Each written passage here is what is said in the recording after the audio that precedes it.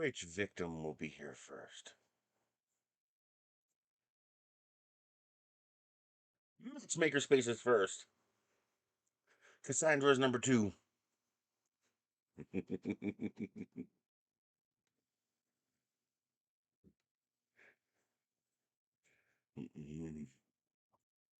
Strawberries.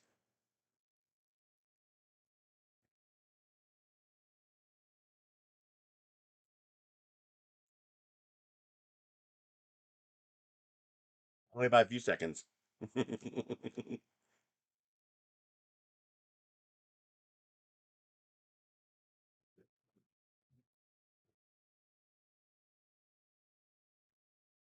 Oh man, these strawberries are so good.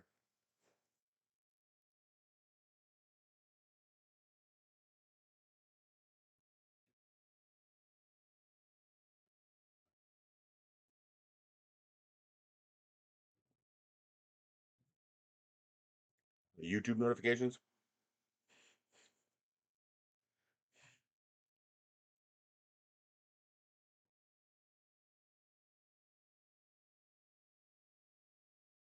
Well, maybe it was a total fluke, but I think the strawberries from Sam's Club are actually better than the strawberries from Walmart. Like, I think they send their better product to Sam's Club. Mm. Love strawberries and whipped cream.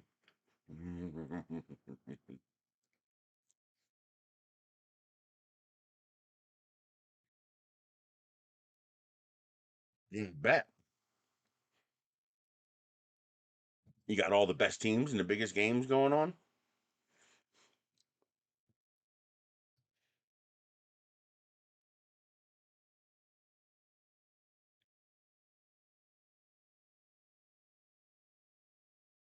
Mm. I love strawberries.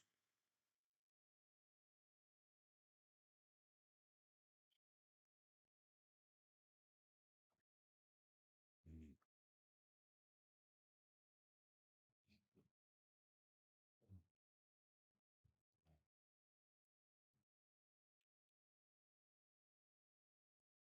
Yeah, the that hype chain printed out perfectly. And once I realized that these can't turn around inside of here, the it made sense just to make this wide enough so that the links just bent and popped over it and they stay in place. And now you don't need any kind of fastener or anything, and it's not going to go anywhere. But the white backing did a good job of boosting the red color too. It pops really nice now.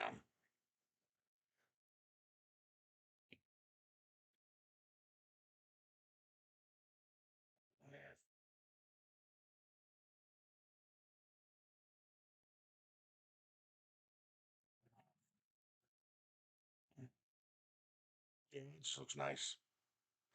I love the way it makes the red just pop a bit more.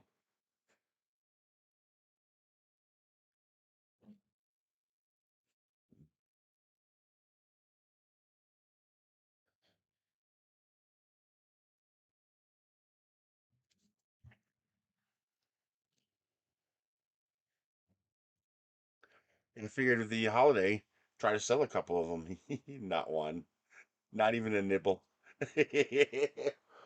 But I guess people don't want them. Or New Mexico is the wrong market.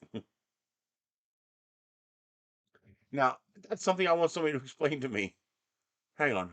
This is it looked like a new billboard, so I don't think it's going to show up on Google Maps. Good morning, Big Bad Joe.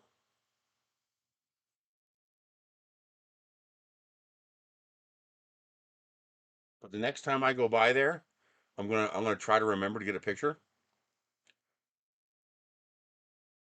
Just go away. I want you to take me. Come on. There we go. No, where's Broadway? I'm betting you this is Broadway, which means it should be right here.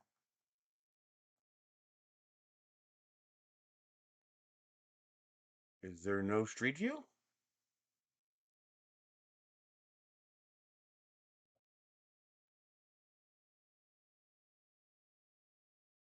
Street View. Yeah, there's a Street View. I thought there was. I'm pretty sure that's backwards.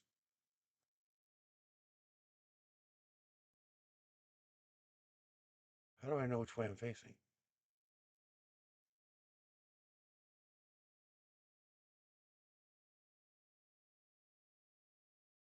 What the hell? So I gotta go up this way. There we go. Yeah. I'm, I'm assuming it's one of these billboards right there, but it's on the right hand side.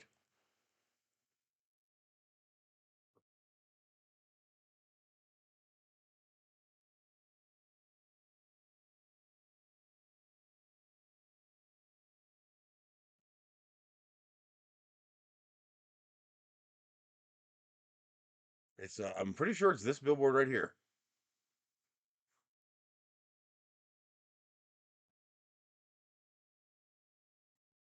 I think it's this billboard right here. It's it's covered in a yellow billboard now instead of this neat one that they have here. And it literally says, "Oh, is it? You found it."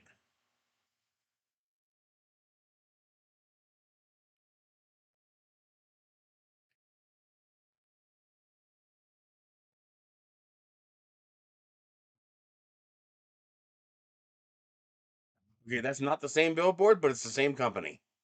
That one's even more bold.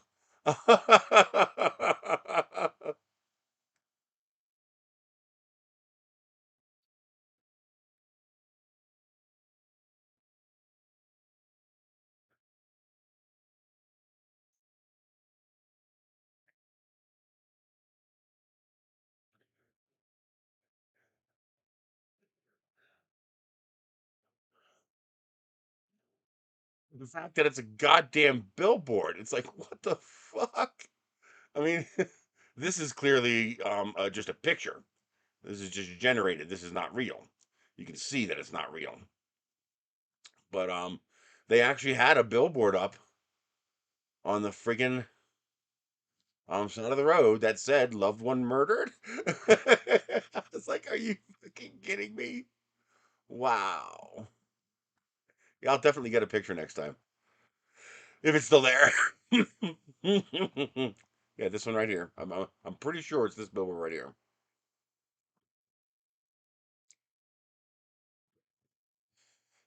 Yeah. It wasn't neatly done like this one though. Um it was just a yellow billboard wrapped around it. So one big piece of plastic, I guess. Um,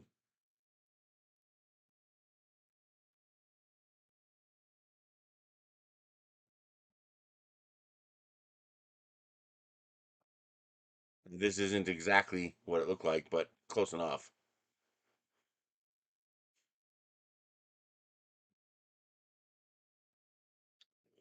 I'm pretty sure it's that billboard right there. Absolutely mind-boggling. Like, really? I mean, that's what what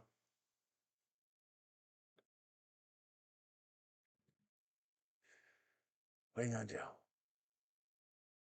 Oh, it's different. Look at that. Two different billboards.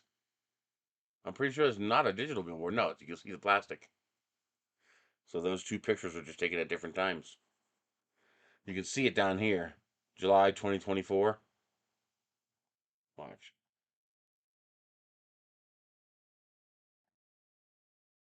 Yeah.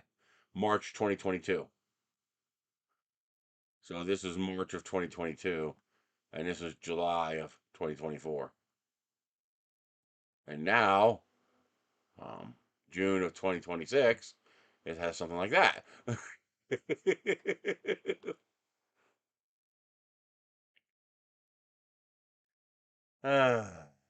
I go to this one particular KFC down here, which pissed me off yesterday because I go to this one particular KFC because they'll give me the Sweet Lightning Mountain Dew in half-gallon size. And yesterday I could tell on his face he was just lazy and didn't want to do it. That's what I mean. How I mean, usually if somebody's murdering somebody, especially in the poorest state in the entire country, I mean, what assets are you going to go after? Although I guess a lot of people do own property here. Maybe they're assuming they own property and you'll be able to go after that. But no, you can't go after property. Homestead exclusion. You can only go after property for taxes and utility. Otherwise, you can't go after someone's home, even for murder.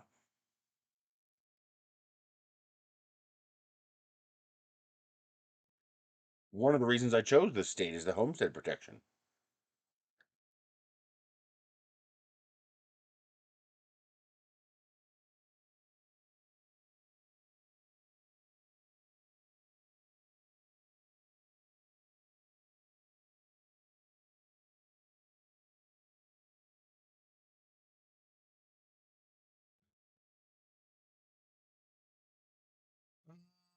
That's probably the picture stitching. They do look a little bit skewed, but I think that's image distortion, or someone crashed into it. These are metal I beams, so those can bend and not be a problem.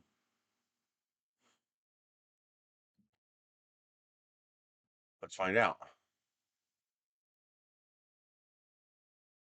Nope, they look pretty straight. Yeah, they look pretty straight to me. See how they're bending as I move? See how they're bending to the left now? And now they're straight. That has to do with the way Google stitches these pictures into a spherical view that you can look around like this. It has to do with the way they do that. But yeah, that looks straight to me. Oh, mind bending. Oh man, crazy.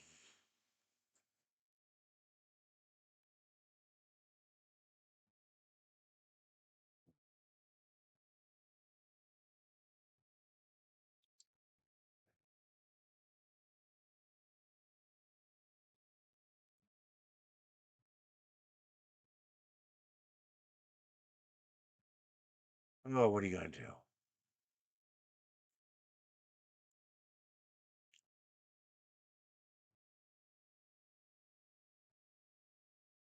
I've never noticed any violence in Albuquerque.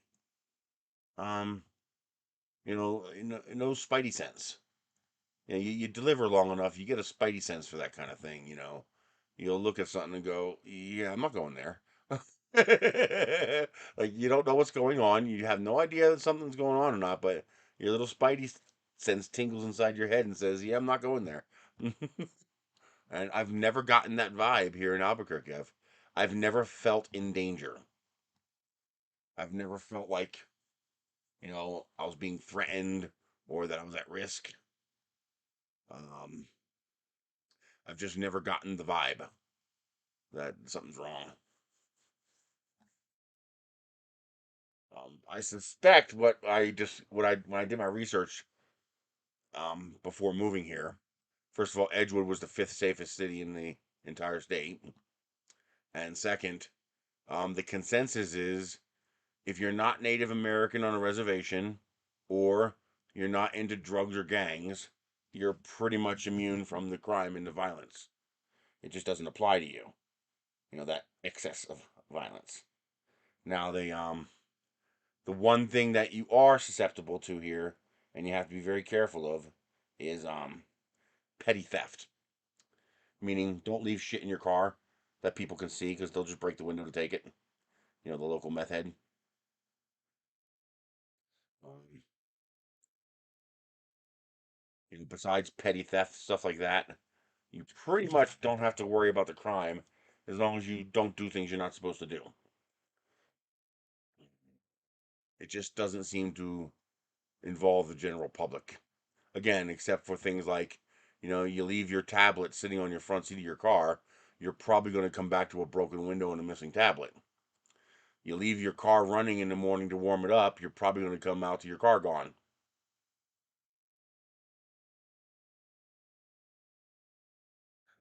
Yeah, I bet. Yep, I bet that's one of the. I suspect that's exactly why um, underinsured and uninsured coverage is mandatory in New Mexico. If you have an insurance policy, they're not allowed to issue you one without underinsured and uninsured coverage at a minimum amount. It's legally mandatory. And I suspect that's because of the rate of uninsured drivers and hit and run. Because that is one thing I do notice in New Mexico in general. Because I notice it in Edgewood, I notice it in Albuquerque, um, I noticed it in Taos, and other places I've been to in New Mexico, is that red light running is rampant.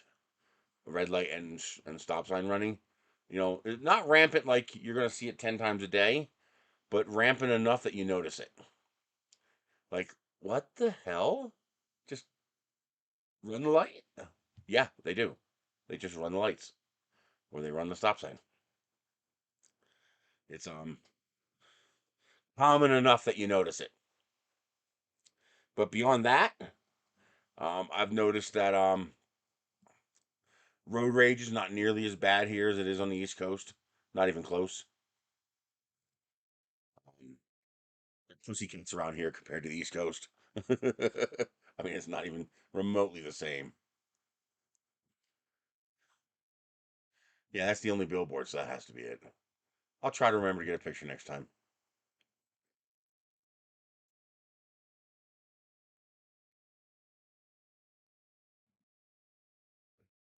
Okay. Perspective, shrank it. Oh no, it's a mini one. It's one of those mini shopping carts, like Dollar Tree uses.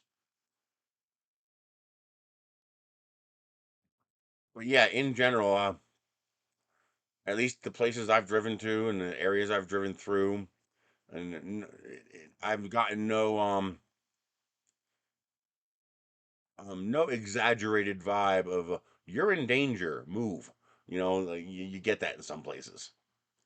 You drive around Philly, there's certain places where you see shit going down, or there's certain people standing around. You realize I don't want to be here. You can't put your finger on it. Wow.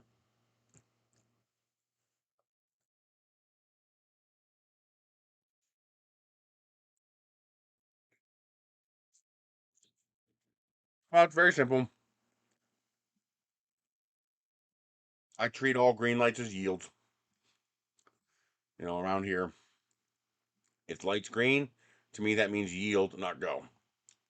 And I inch forward. I make sure there's no obvious. Is that guy gonna stop? Just keep an eye out for that kind of stuff. It's once you're put it this way, the once you're aware of it, it's pretty easy to avoid. It's largely not a problem once you're aware of it. But it catches you off guard because on the East Coast people do a lot of crazy shit.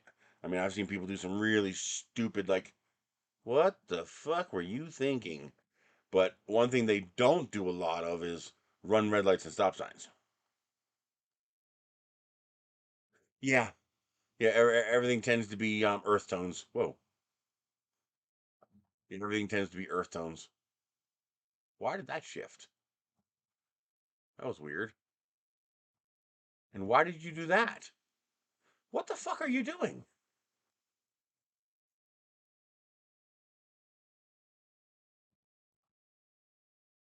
That was weird. Like, don't be an asshole.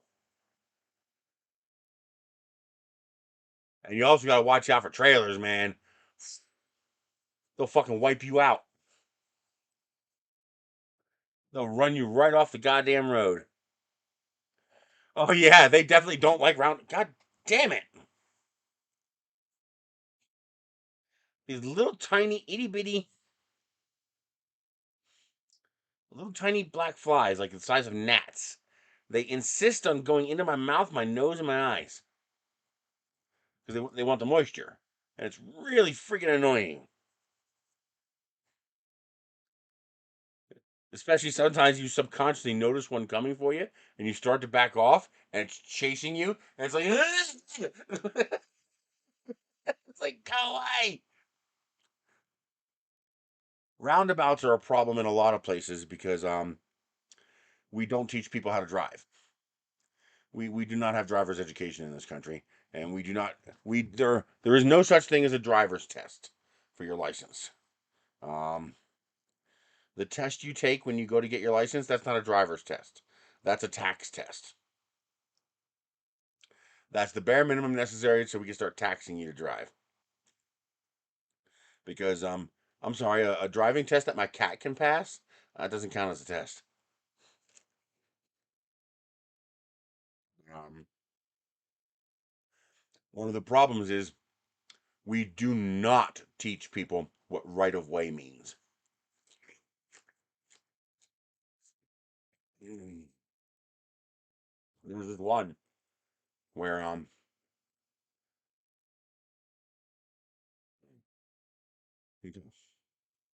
one of the classic problems. Actually, I can show you roundabout.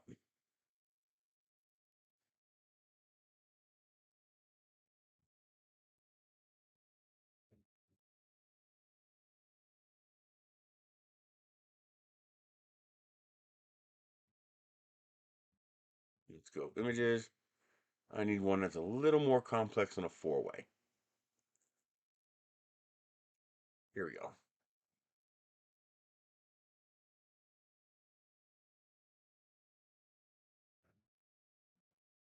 Yeah, I'm looking for something better. It's easier when you have five-way. It happens at four ways too, but it's easier to visualize it in a five-way. I'll switch screens once I find one. Oh, here we go. That's a good one. Yeah, that's a perfect one. So here is your yeah. So here's a nice big well-established roundabout. Um, actually, is this a roundabout in another country? I think this is a roundabout in another country. Yeah, this is a roundabout in the UK because all the cars are going backwards. Um, all the cars are going this way instead of this way. So normally in here in this country, roundabouts go Jesus. Roundabouts go counterclockwise. Okay. So think of these off ramps here as the on ramps to the roundabout. So here's what happens. You have a guy trying to get on here. Okay. But here's a car coming here that has right of way. So the guy sitting here has to wait until this white car passes before he can enter the roundabout. Because people in the roundabout have right of way, people outside the roundabout must yield. While he's waiting for this white car to come by, this silver car enters the roundabout behind the white car. And what happens is this guy gets pissed off because he got to the roundabout before this silver car did. But because this silver car is now behind this white car in the roundabout, this silver car now also has right of way. And he has to wait for both these cars. And people don't want to do that. And you got videos on the dash cam channels of guys who are so absolutely certain of their righteousness.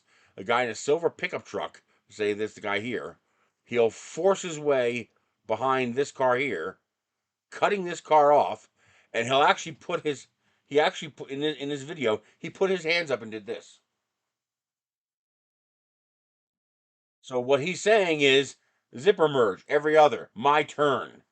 He's like, no, no, no. It's like he went and then I go, then you go, then he goes. It's like that's not how roundabouts work.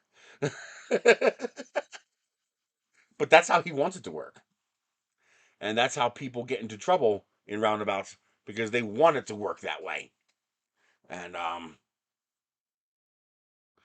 because they're not thinking right of way, they're thinking my turn,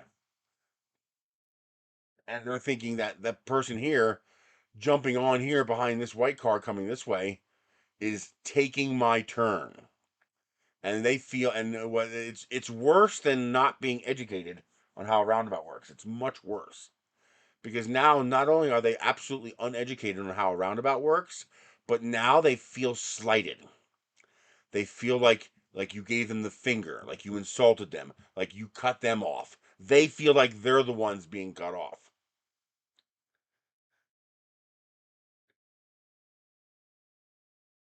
It's not about micromanaging others. It's about learn your place and do not take my place. And the problem is those kinds of people don't know what their place is.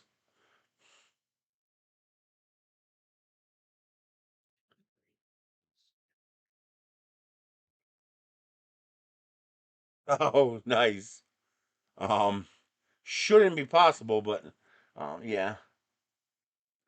Well, there's probably all kinds of rules regarding roundabouts, but the simplified rules, um, and the simplified rules regarding roundabouts is those in the roundabout have right of way.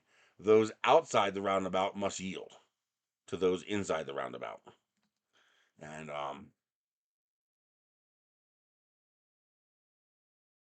oh, nice. The ones where you drive over the center, like these kind of little ones, micro versions of that. I know what you're talking about. I've seen them. They're so small that you almost drive over the middle to get around them, and they kind of like here, and they kind of expect you to because that's why this platform is here, like that. Because some people can't make that turn and stay in the lane, and that's a big one. But a little one like that, yeah, I've seen that.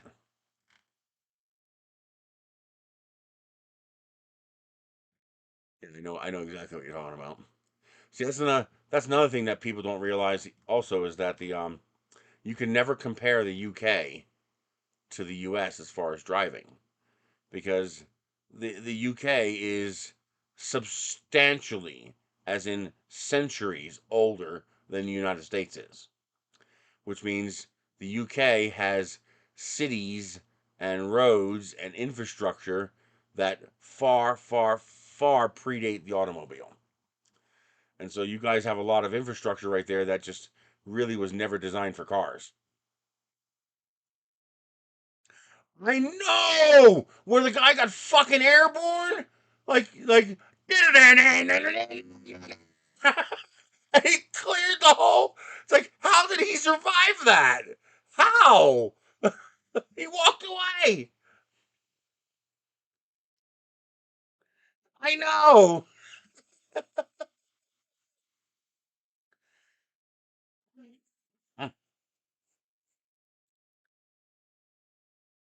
Oh, crazy. Well, that's poor design. Sometimes you get okay. Whenever you see, whenever you see an intersection that has so many accidents at that somebody sets up cameras outside their house in their yard to look at it. And yeah, well, yeah, I think Roman roads. I mean, the UK is fucking old, man. We're fucking little we're infants compared to the UK. And so a lot of their infrastructure just, a lot of our infrastructure, the car came first. So we were able to design things for the car. I mean, our country is only what, 100 years old when the car started to become a potential future vision. So we only had 100 years to build before we had the design for cars. You guys had already been building for hundreds and hundreds of years before cars came along. So some of your roads are like, you send cars down that road? Very carefully.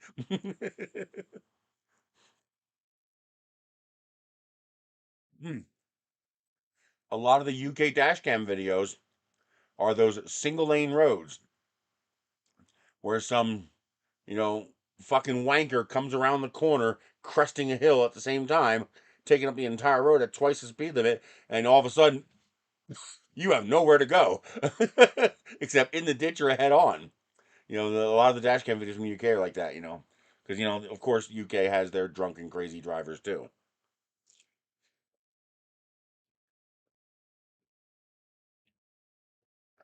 But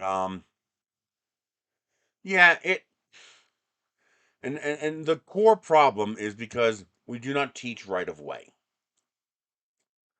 Um, and people tend to self learn right of turn.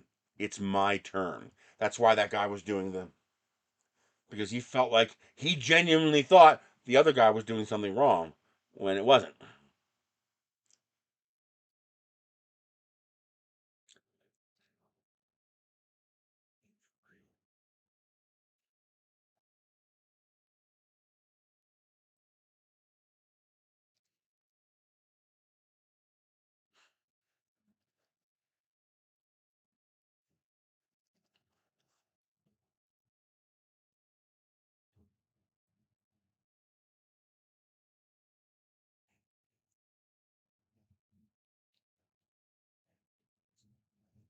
Okay, here's High Street and Lewes.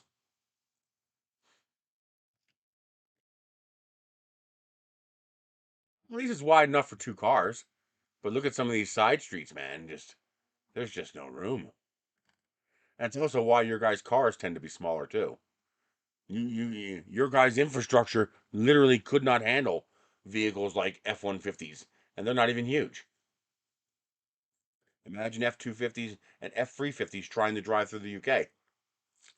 Oh,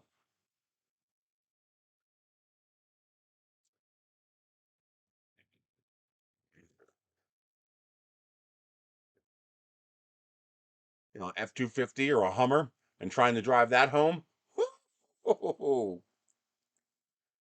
And for this, the UK itself is an exception. There's a lot of other countries that they have the infrastructure, like Germany.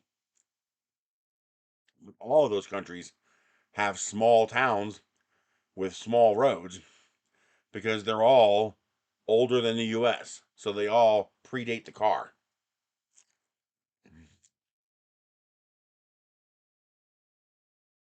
People don't realize that the United States barely predates the car.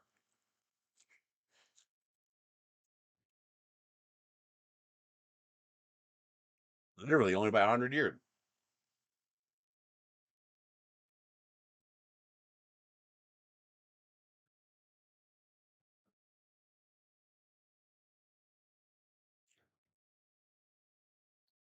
Well, this is current. This is 2026 data. Wow.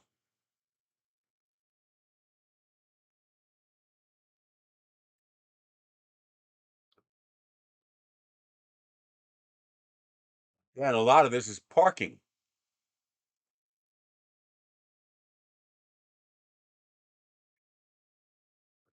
Is that parking or is that what is that? Like what is this here? That's an unusual set of markings. Because I'm pretty sure this car is going this way and these cars are going this way.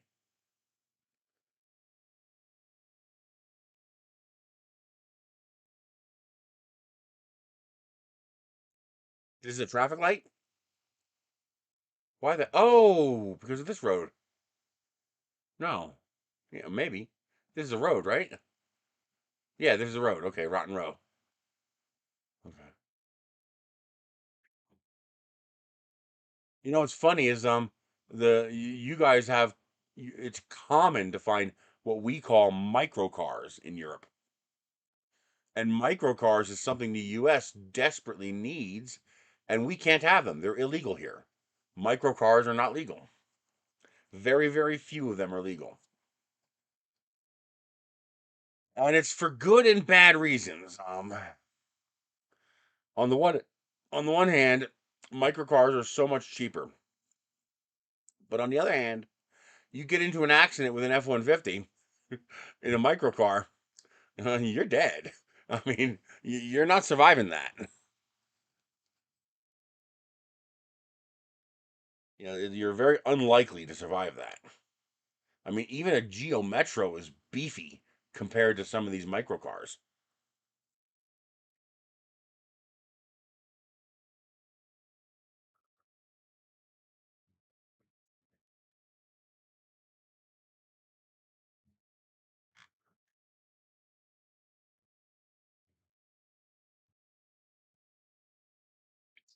And the biggest problem is even if you limited the micro cars to like city driving, um, the people who need them live rural, and it's very hard to get anywhere without using some of those larger roads for at least a portion of it. For example, let me show you what I'm talking about. Um,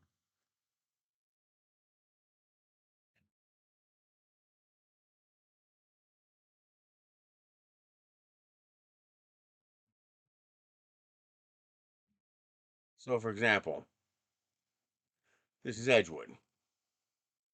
Now, for example, a low speed electric car or a UTV or something like that, you could probably get away with, going to here, going to these places here.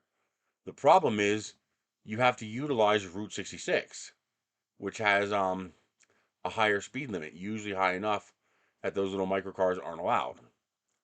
Now, we actually have two roads here. We have Interstate 40 and 66. So in theory, it could work here. We could say, okay, just don't get on the interstate with the microcar, and you're fine. Um, the problem is there are if you, I don't know if you've ever noticed this, but you notice how in most cases bicycles are not allowed on the interstate. Sometimes you'll even see it, a sign at the entrance.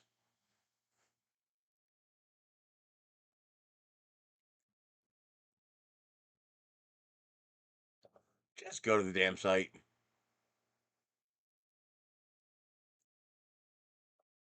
60-mile an hour, my ass.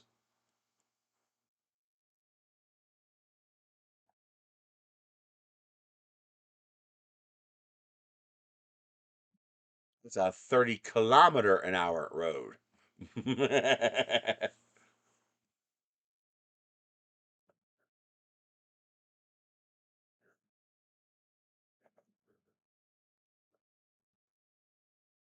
So what does the circle with the line through it mean?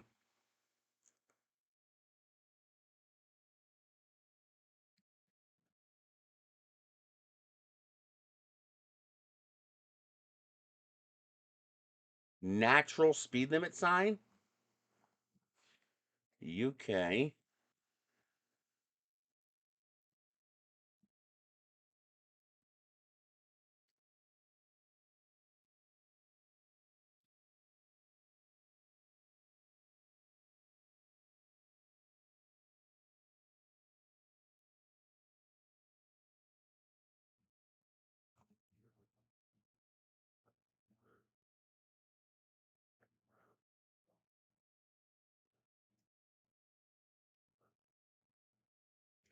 Okay, so that's not a 60-mile an hour road. That's a road that has no default speed limit road. And your default speed limit just happens to be 60 miles an hour, which you'd be a psychopath if you tried to drive on that road at that speed. Trying to do 100K on that road? Yeah, you're nuts. That's a situation of just because you can doesn't mean you should. Seriously? You hit 100Ks on that road. You're nuts. That's insane.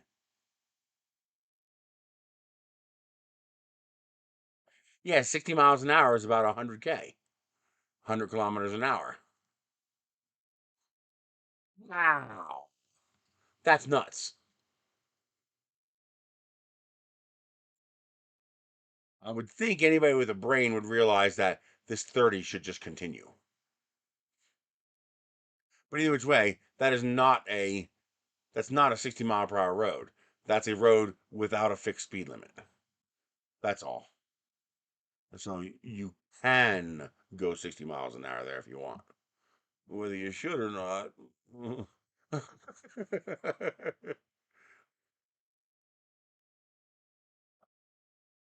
Boy, that is a pretty country out there, huh?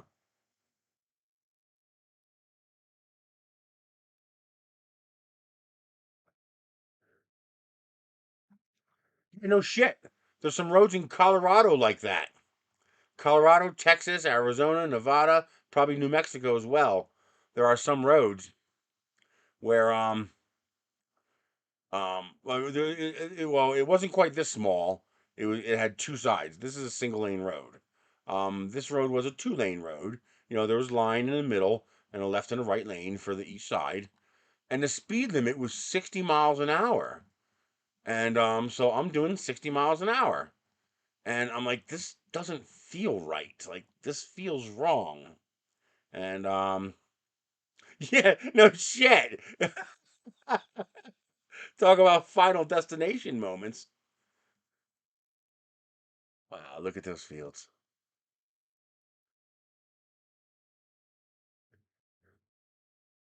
And so I'm chugging along at 60, and all of a sudden I'm hitting the brakes. I'm almost standing on the brakes because I realize around the next corner at 60 miles an hour is a set of fucking railroad tracks. And most railroad tracks are not smooth, especially rural railroad tracks. And I was fucking right. I hit those tracks and all four tires left the goddamn ground. I hit the ground so hard the car shut off. It tripped some kind of breaker or whatever that cut off the fuel pump because I hit the ground so hard. And um yeah, I did 40 miles an hour after that. Fuck that 60-mile-an-hour sign. That road was not made for 60 miles an hour. Now, I guess if you were a local and you knew where all the bumps and divots were, that'd be a different story because you'd know where to speed up and where to slow down. But for someone who's completely unfamiliar, going through this at 60 miles an hour is rally car kind of shit. And I'm betting most UK drivers would not do 60 miles an hour through this road. I'm betting the people who do that are the exception because that's insane.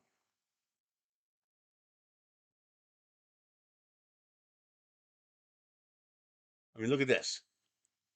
And that's the only goddamn sign you get?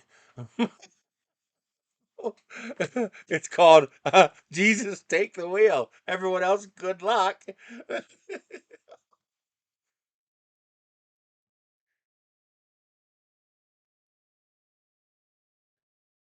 Boy, it's amazing how different and yet at the same time how similar everything is.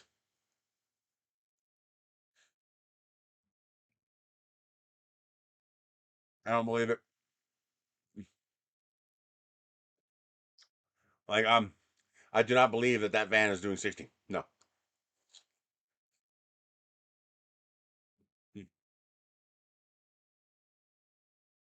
What other link? Oh, you just sent your links. Stop asking me. Just do it. What do you see, baby?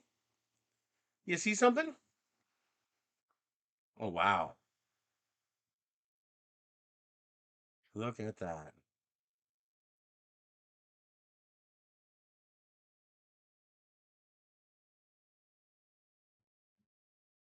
That's cool.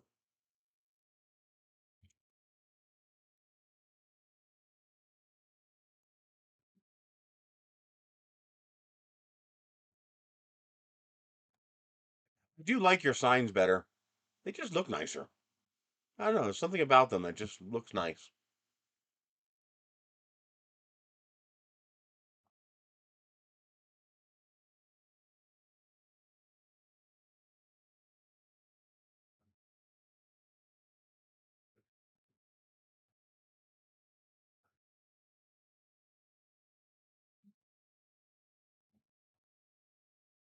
Wow. How old is this?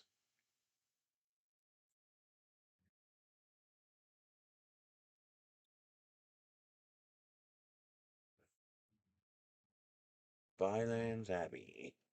BY.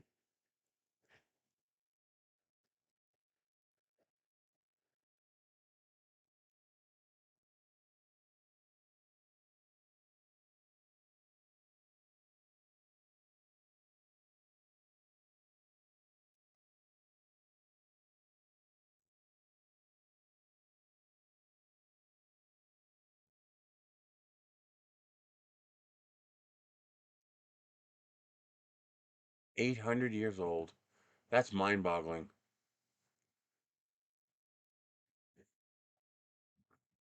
That is mind boggling. To think that this has been here for over 500 years longer than the United States has even existed. Incredible. Look at that architecture. Absolutely beautiful. It's too bad it's not more complete. Wow.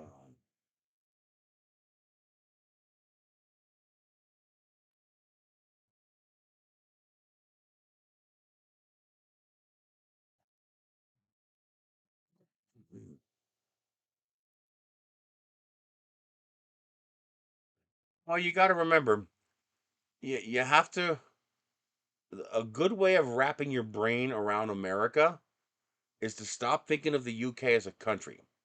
Think of the UK as a state. And it's a state in a country made up of states called the European Union. I'm not talking about for political reasons, for just to, so your brain, so that we could put your brain in the right place for you to visualize this. If you think of the UK as a state in the European Union, all of a sudden, the European Union is huge. And the UK is relatively small compared to the European Union. Well, that's the United States. The United States has about the same landmass area as the European Union and has about the same population as the European Union. So they're almost direct analogs. Just for envisioning scale. Forget about the political aspects of it. Just for envisioning scale, the grasping the scale. And well, not so much Europe. That's the continent you're part of, but also the European Union as a country made up of states. And now, so don't think about, see, people have difficulty comprehending.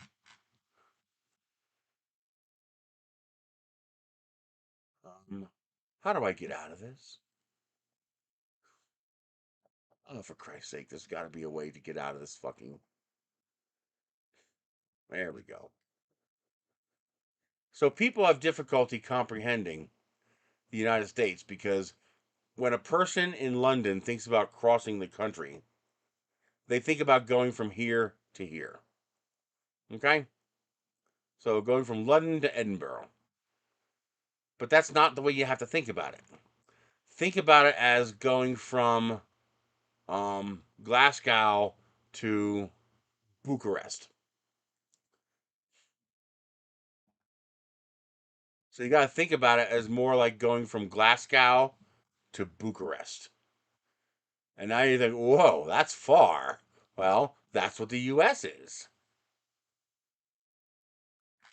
So the U.S. is the same thing. No, I don't want terrain. I just want the regular goddamn satellite map. Default. Just give me the default damn map. So Glasgow to London is more like, Wyoming to New Mexico. But now, it's amazing. I see people, they come to New York and think they're gonna visit Atlanta and they're gonna visit Detroit and they're gonna visit Oklahoma and Denver and San Francisco. No, you're not. That's a week-long vacation if you really cram it. Wow, 1,500 years. So when you think about it like that, if you think about each of our states as one of your European countries, suddenly this you can start your brain can start to comprehend just how freaking huge this place is. I mean, I drove over 2100 miles. Now keep in mind that's as the roads go. As the bird flies, that distance is shorter. I drove over 2,000 miles to move from Pennsylvania to New Mexico, and I only made it two-thirds of the way across the country. There's still another 18 hours of driving to get to the end of to get to the Pacific Ocean. It's just incredible. It's so freaking big because of how young this country is and how big this country is. Um, well, actually, if you want to see similar to European cities, just look at the early colonial cities, Boston and stuff like that. Yeah, the moving was interesting, scary. Um, any of these original cities, they're going to be very similar to the European cities.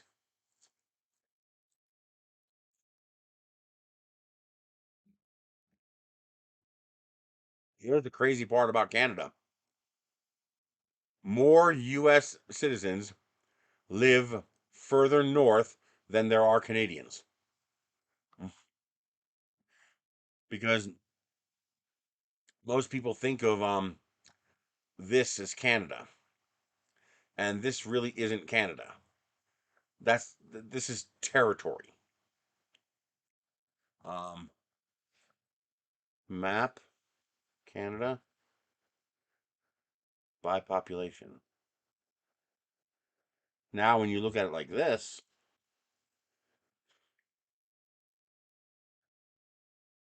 that's Canada.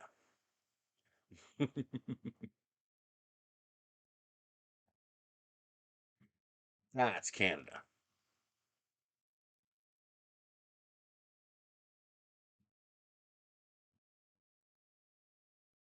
As you can see, if you draw this line through here, you'd be surprised how many Americans live farther north than Canadians, because Canada protrudes very far below the highest latitude of the U.S. But everybody in Canada lives down here. Nobody lives up here because you can't. This is territory. People don't live here. But that's what I mean though. It's territory. Nobody lives here.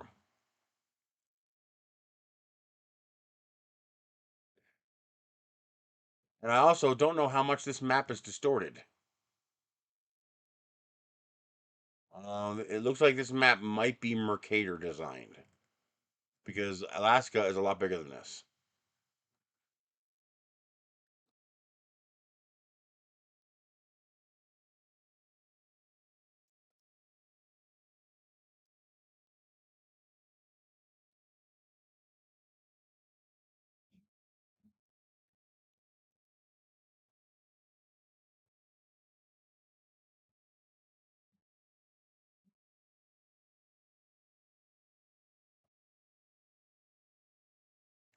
That looks like it might be a more correct map. Not counting all this extra junk here.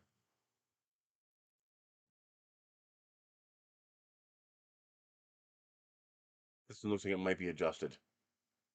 You can see just how freaking huge Alaska is, yet there's no one there. Alaska is like most of Canada, there's no one there. Just because you have to live down here where the warmth is, where the food grows, where the water melts. I didn't realize the Hudson Bay was that big. Holy cow.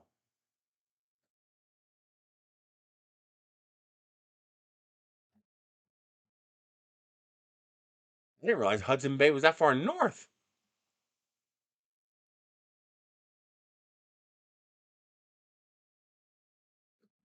Holy cow. Hudson Bay makes the Great Lakes look tiny.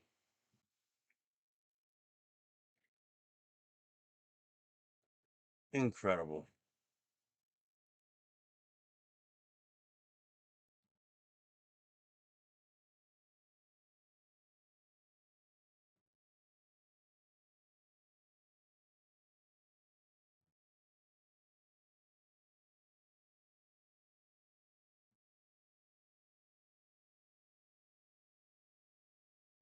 Yes, it is.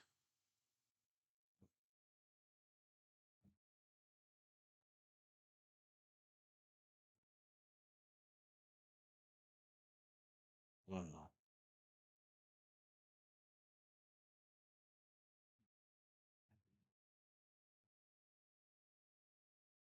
Awfully dreary in the UK. Is it always this gray? Like, like, is that a common thing in the UK, or do you guys get a decent amount of sunshine? So anytime I see pictures of the UK, it's usually gray.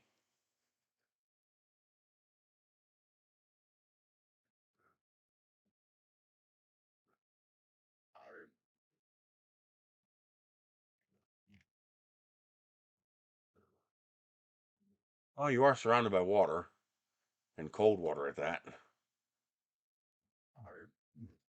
What is that?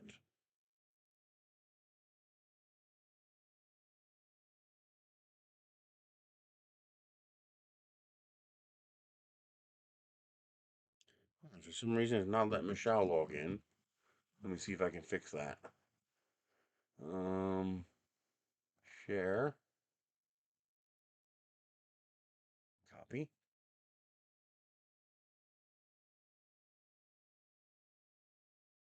Yeah, plus a North Sea island. You're further up north, latitude wise.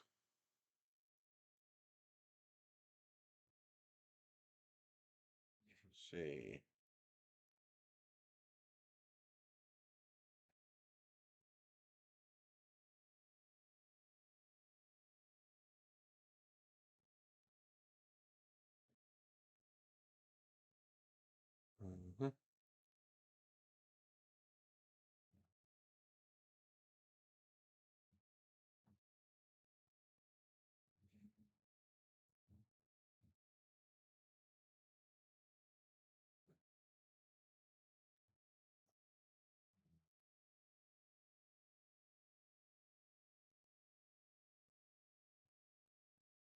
Mhm.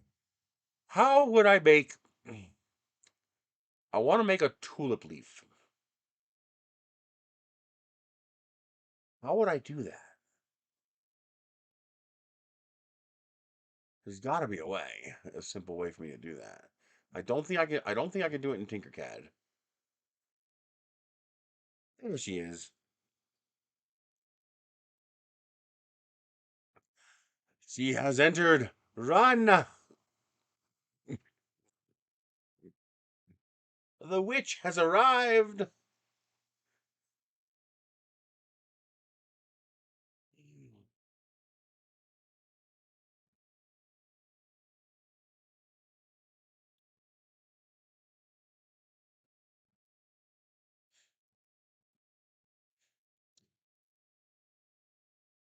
See, even this is not crazy sunny.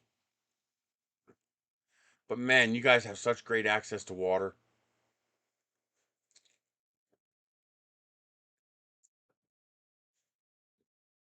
That is one thing I really miss about the East Coast living is the access to water.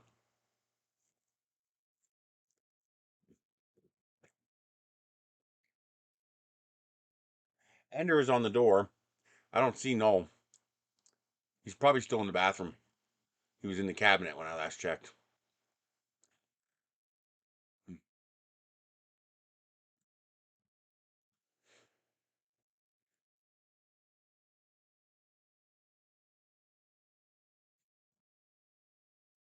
Hmm.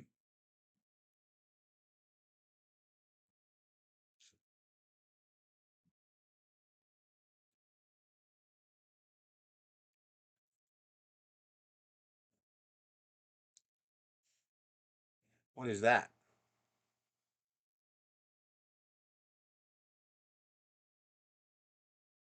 No, that's a seagull.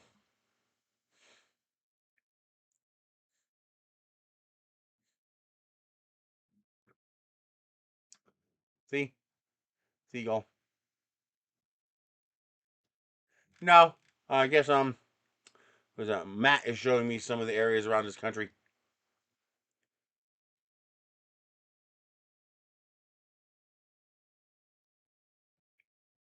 Another seagull. Another seagull. Yeah, see? Another seagull.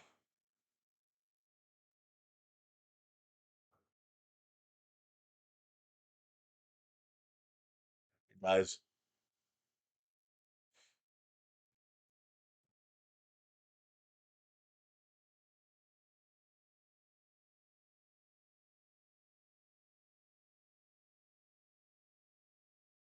Ooh, rich people.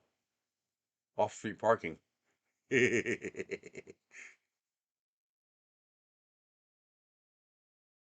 Birds aren't real.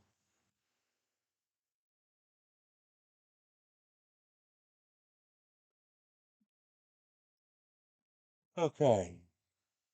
3D bottle tulip petal.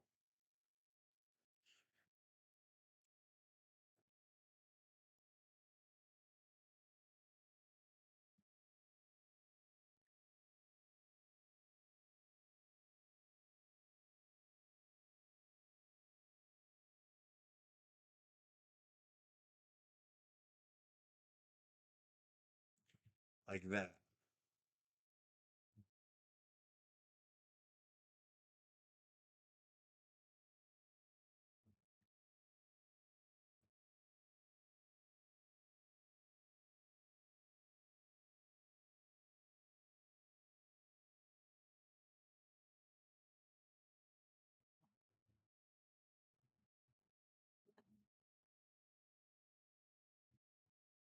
That could work.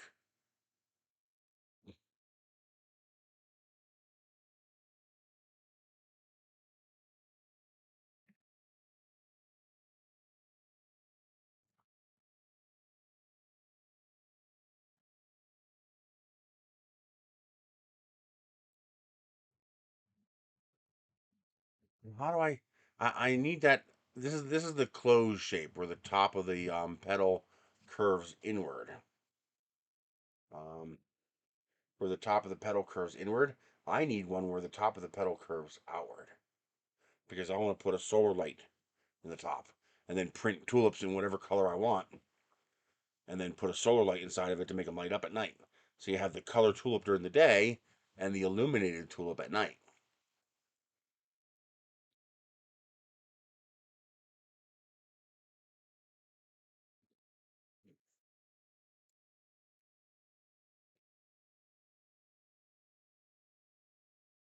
So see how this one curves out a little bit? So something more like that, but a little more realistic.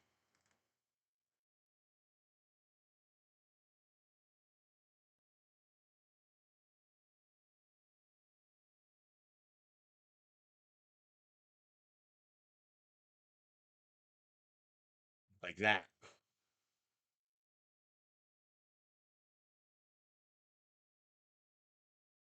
That kind of a tulip. Um,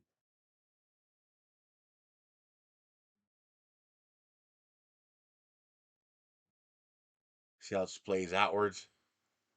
Now, if I can separate one of those and then make four of them, or five of them, right.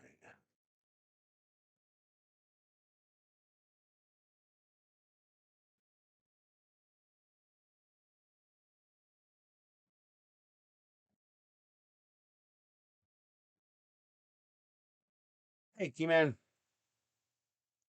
how are you doing? Where'd it go? I told it to extract it. 7-zip, extract here. Oh, wait a minute. Come on, where the fuck did it go? It should be right here, today.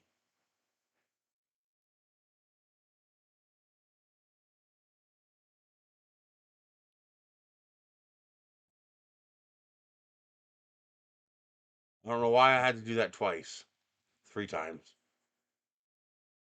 Alright, that is not what I wanted.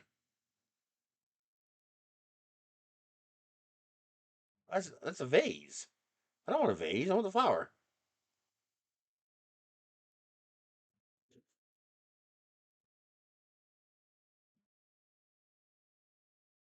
Oh, that's for the vase. Where do I get this?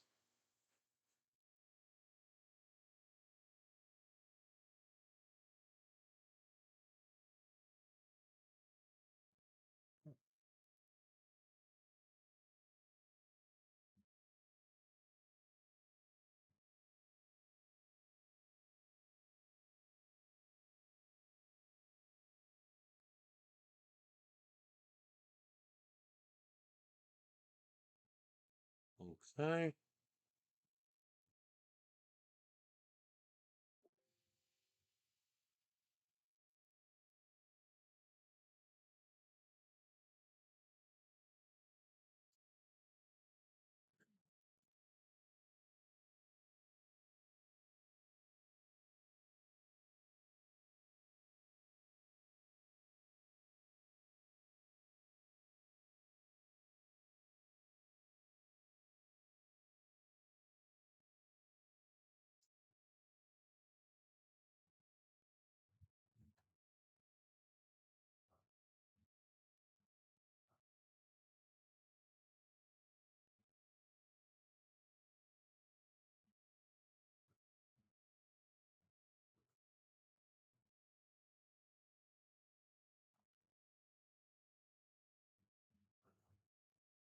Oh,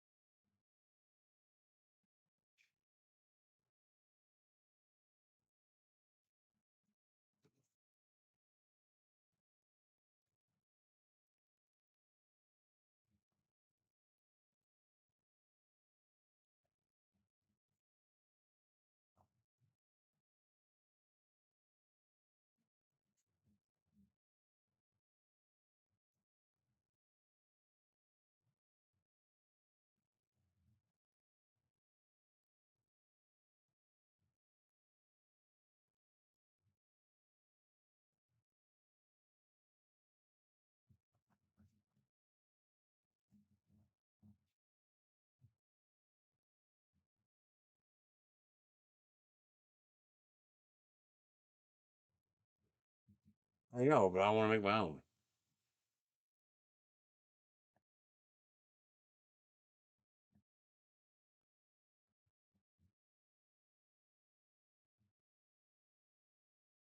Hmm.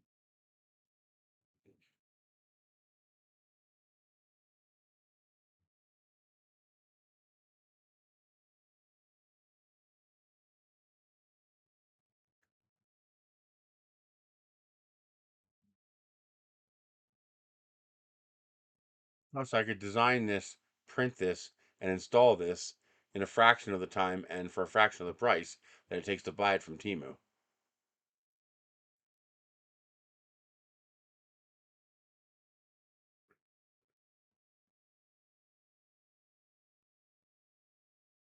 Oh, I think I know what I need to do.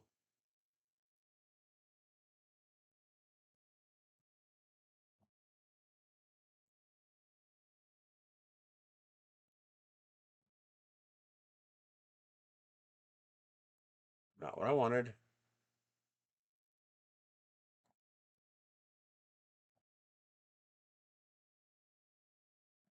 Mhm, mhm.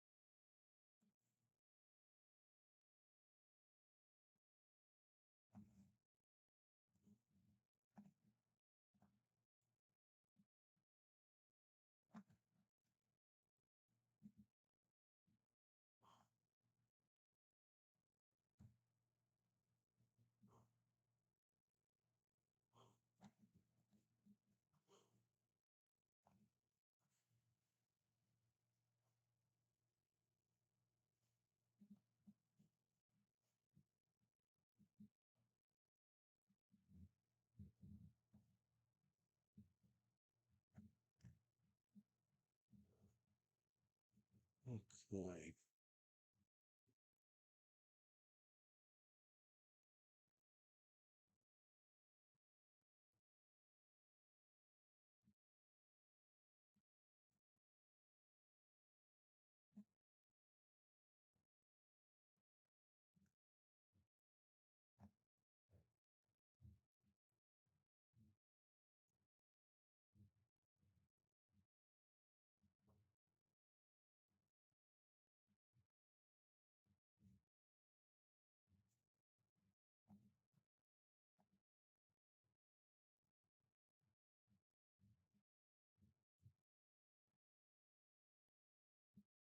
There we go.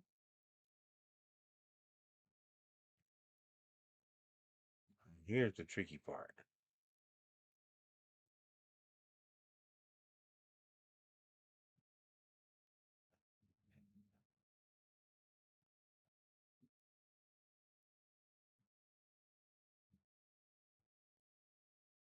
How do I get rid of that?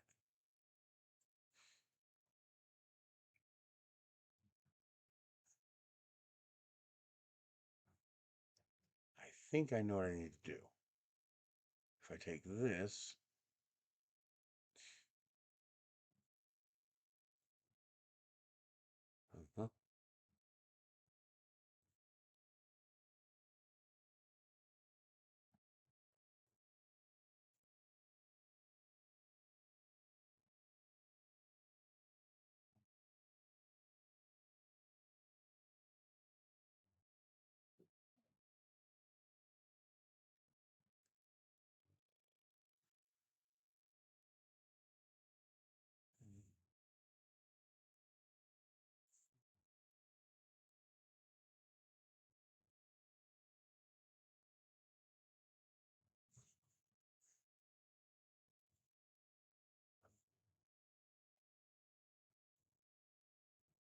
okay.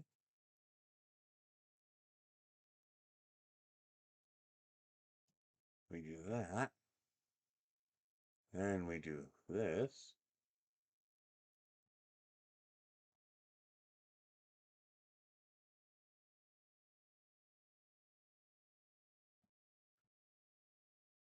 We take these two, join, cut, join.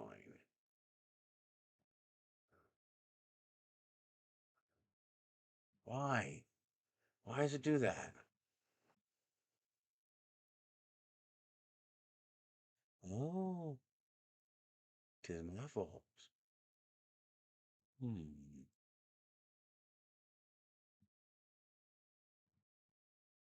All I need to do is chop off those, take a little off top. Okay.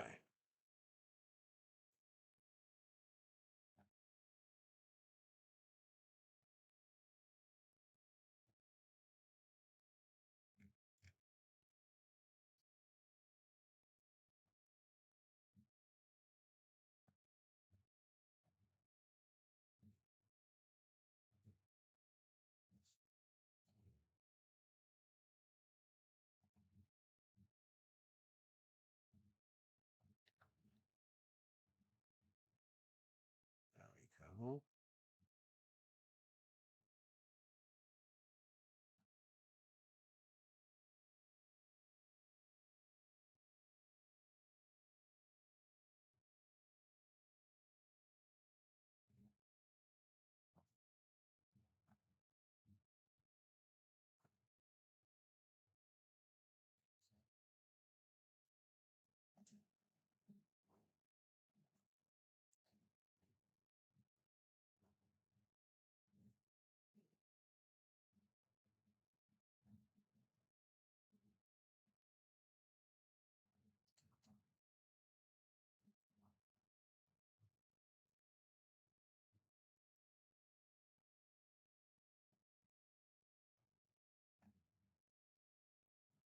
There we go.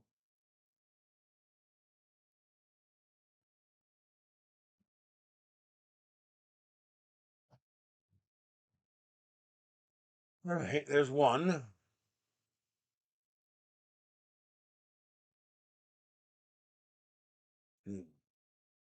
Let's try this.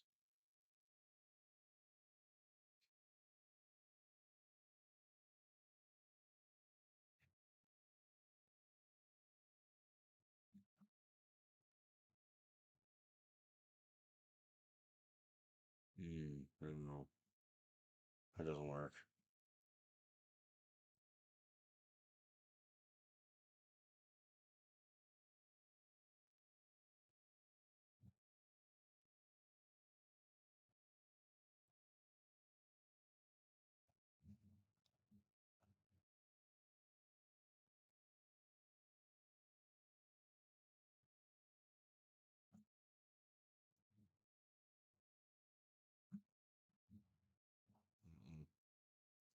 That ain't gonna work.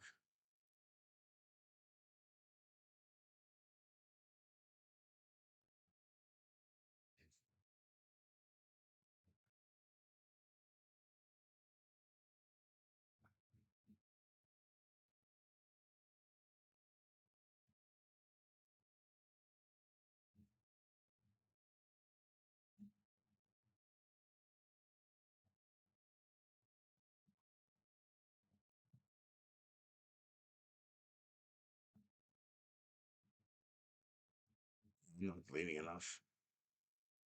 How long will that work? Okay.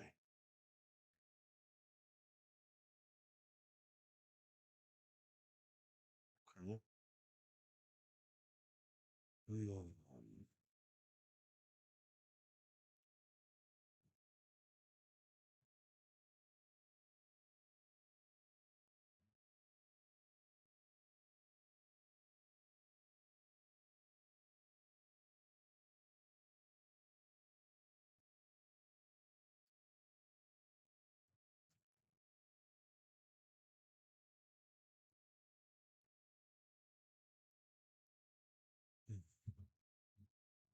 Oh man. Oh, wrong light. Oh,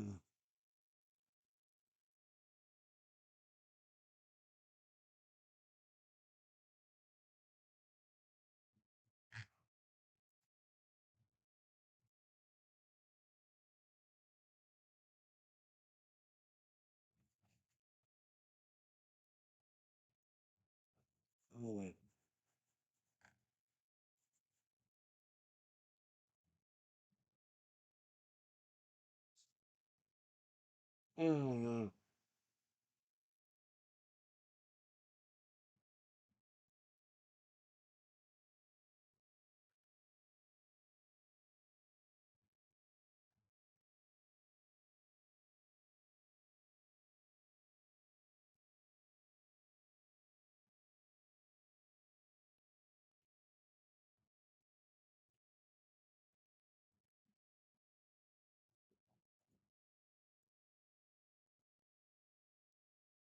okay.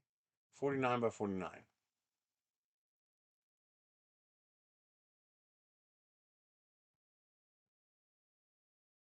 Come on, finish your work. All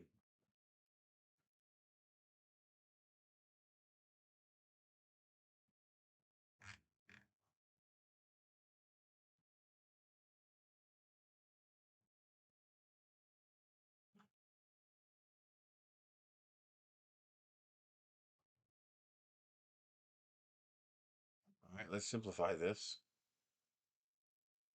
First,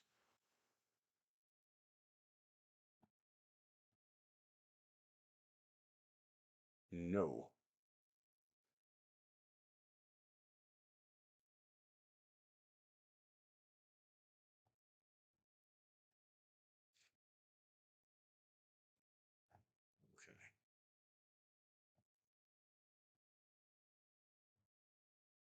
Okay. Okay.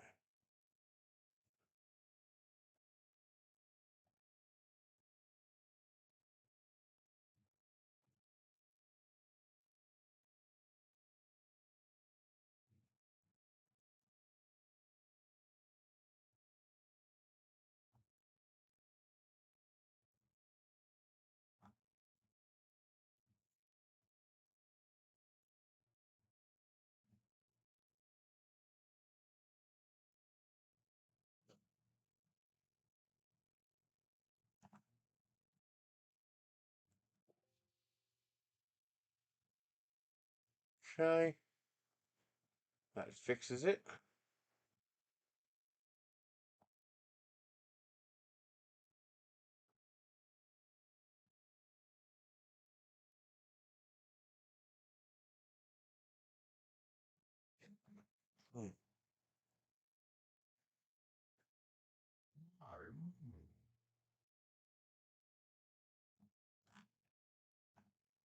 Weird. Where the hell did that line come from? I mean, I don't really care, but it's still annoying.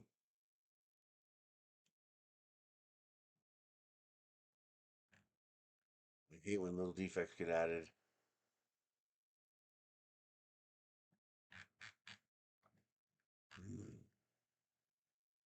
Anyway.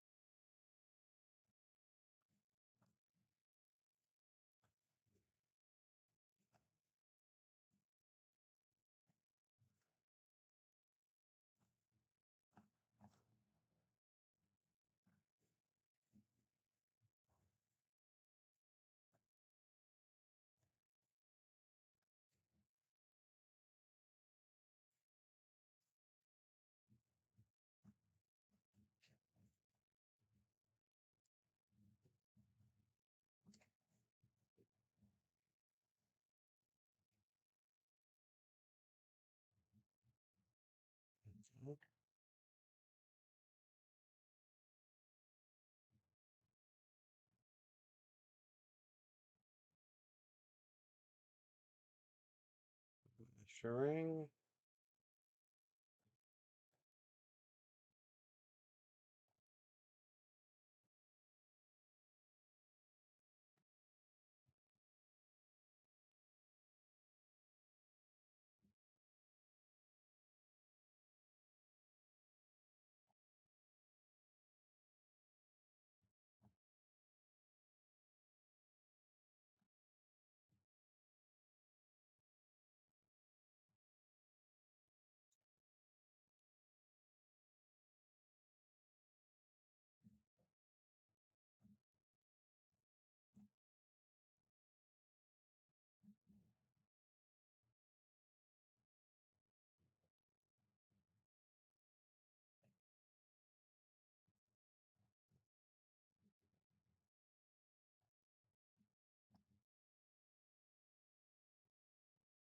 Right.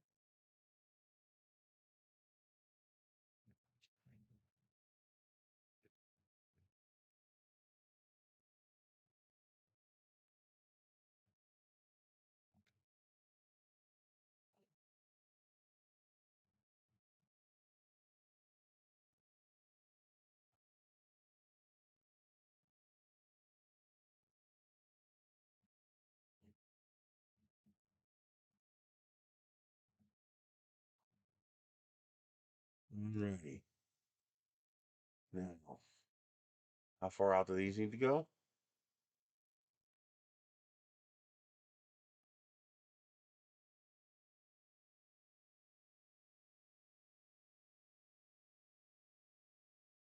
Five.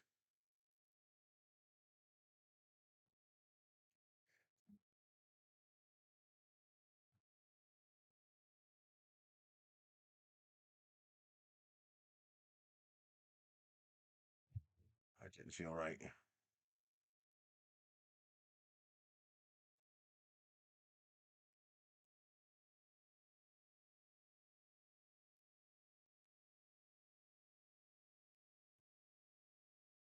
Okay. There.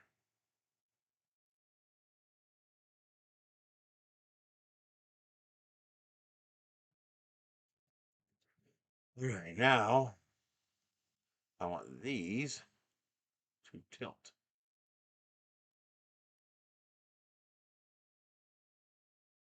Seven degrees. Drop.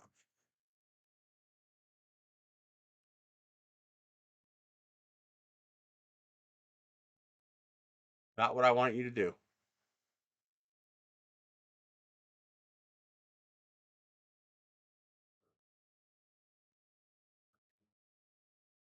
God damn bug.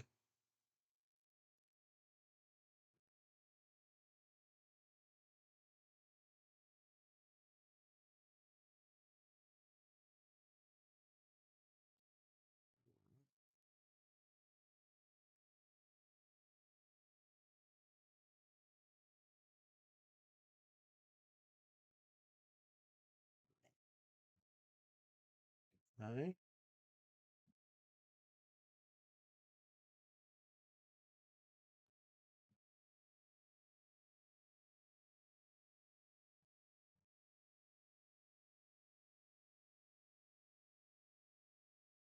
That looks pretty good. What do you think? Damn, that looks pretty good. Okay.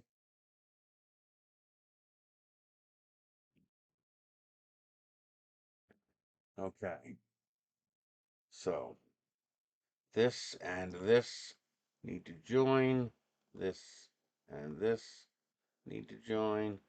This and this need to join. This and this need to join. Now I should be able to center everything if I do not what I asked you to do.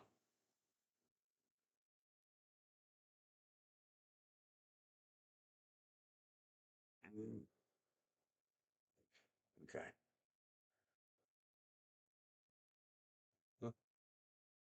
Uh-huh. Okay. Now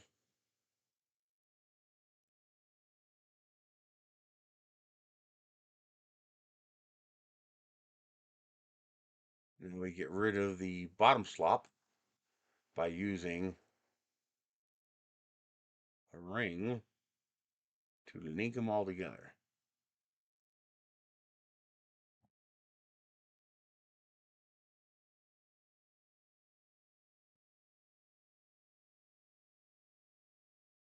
That needs to be the diameter of, but I can make it that much just by doing this and then punching a hole in it. Okay. See? That brings it all together.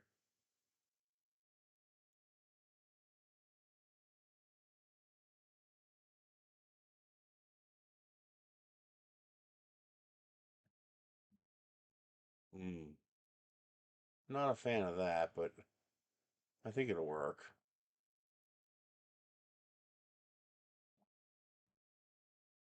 Let's do 4. Let's do 5.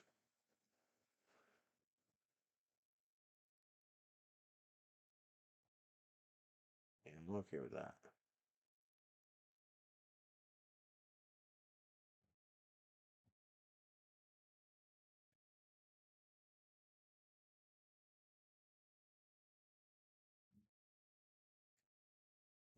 Where is my... I'm gonna have to go outside and get one of these lights. I don't think I have one in there. Yeah, I don't think I have one in here.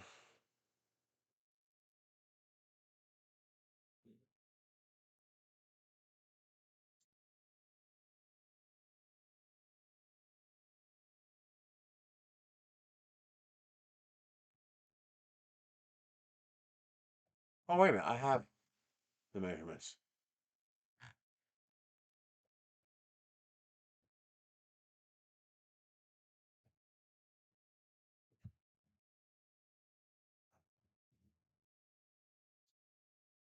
Can you take a quick look on Discord? How would you make a part like this for repair? Hang on.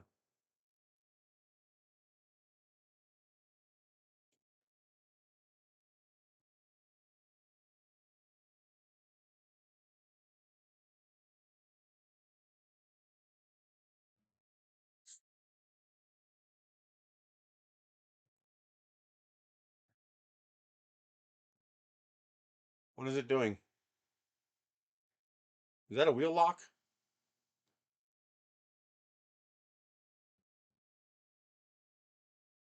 Is that like to stop it from rolling? A wheel lock?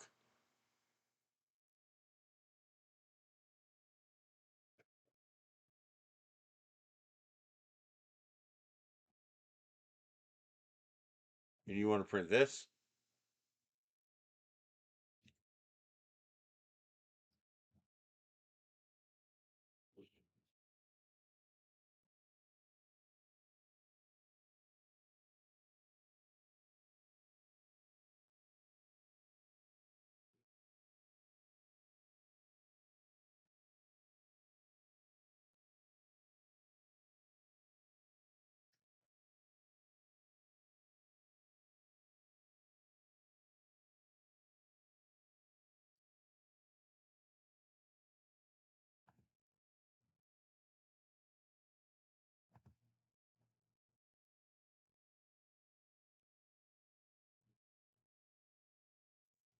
Mm.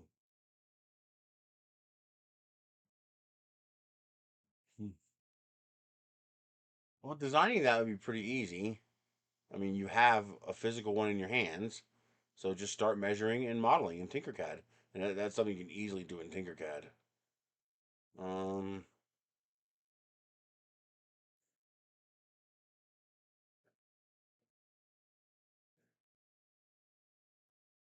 okay, so there's the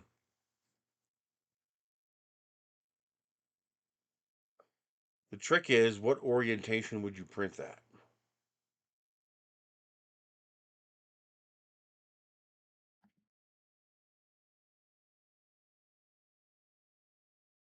How does that actually work?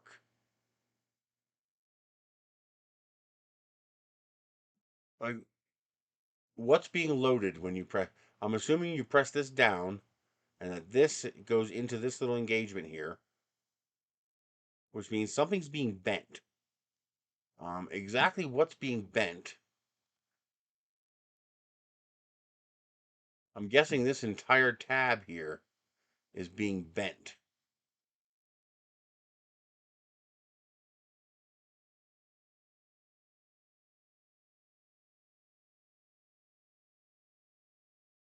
The side is a meaningless word, Sundirtle. That doesn't mean anything to me. I'm looking at 30 different sides here. Which one? I'm guessing this here is acting as a spring,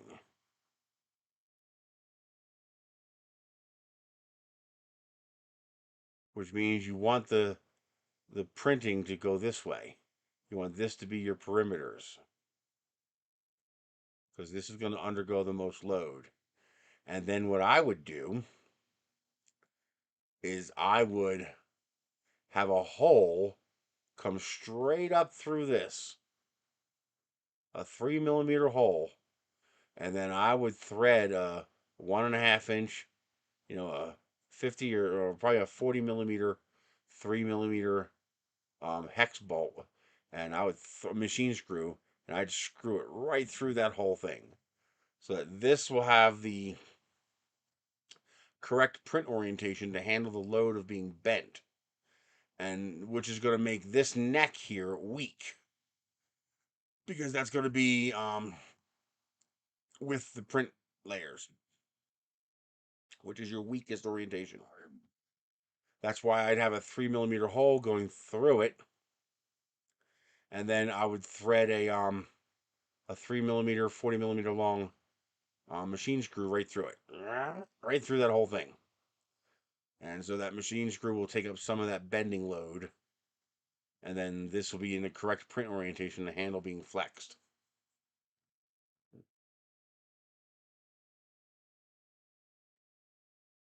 So right along here, this axis right there, all the way through, from here all the way up through. I'd have a screw going all the way through that.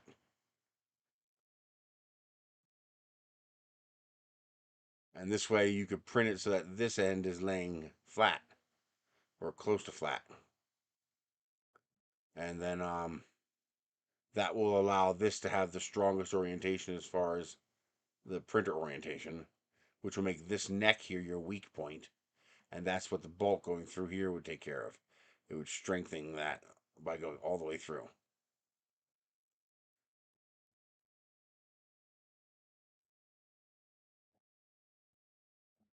I keep trying to rotate it as if I'm a Tinkercad.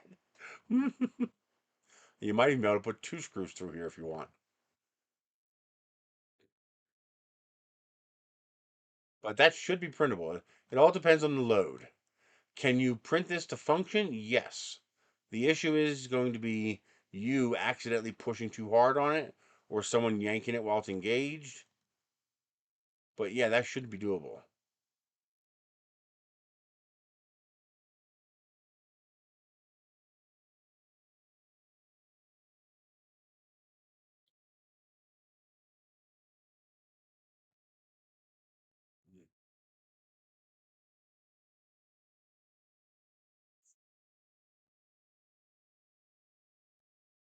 That should be doable.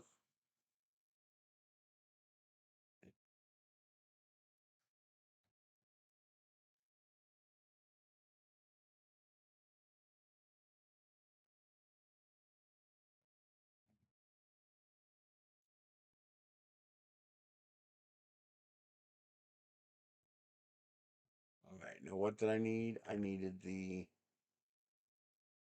I know which one I needed.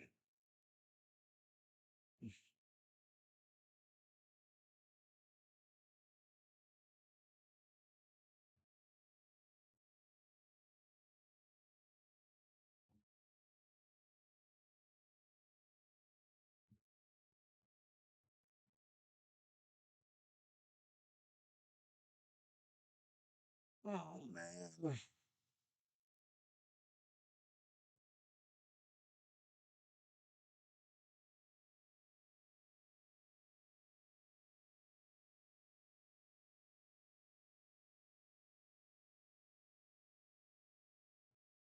Come on. Where's the light?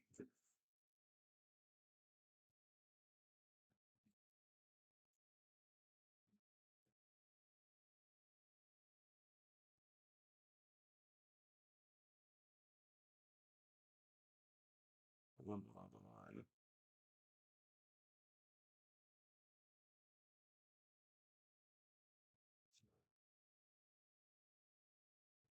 Oh.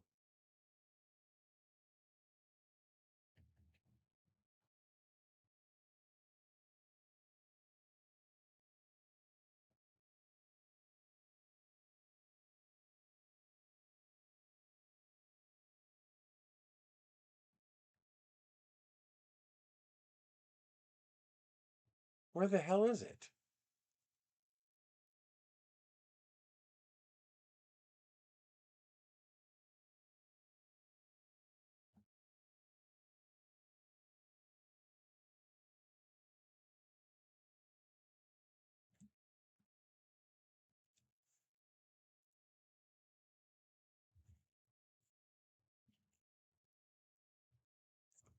Come on. Where is the solar light?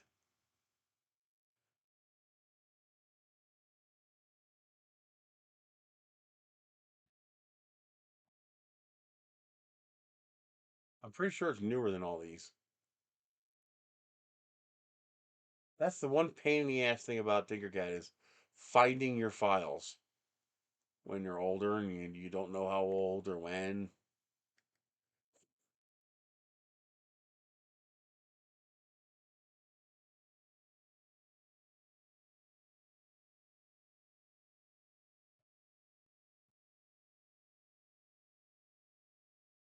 Mm.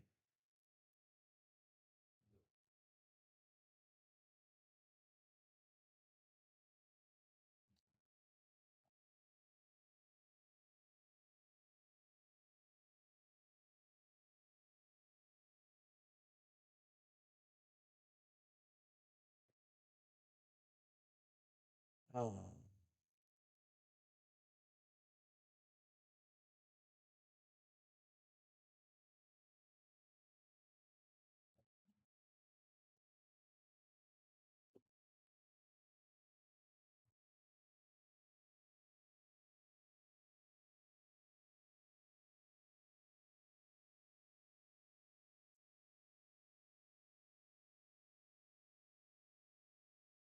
Like I said, you shouldn't have a problem printing that.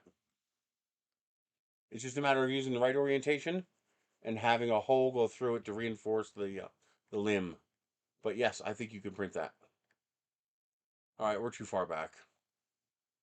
Let's go back to page 1.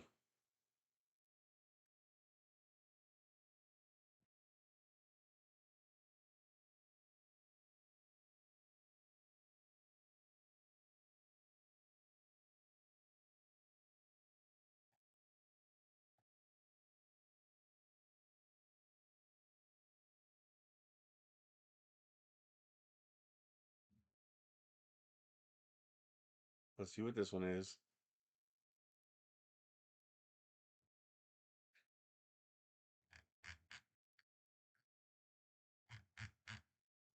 Nothing.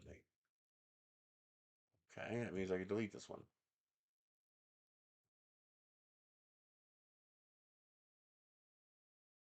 Okay.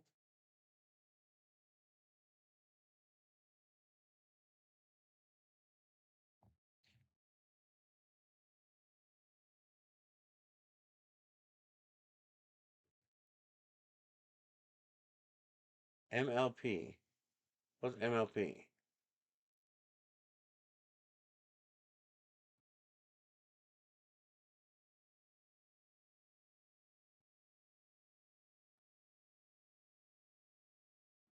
Hmm. What's terrific Luddite? What's this? What's this?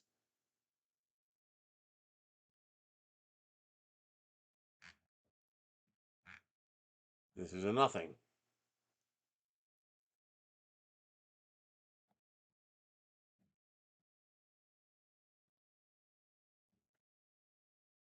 CPM. You're done. You're done. There it is.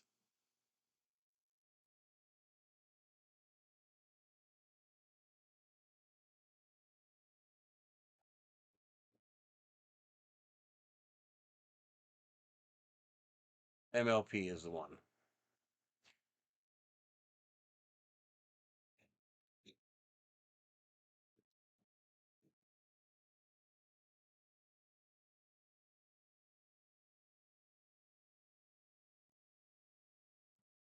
Oh, come on.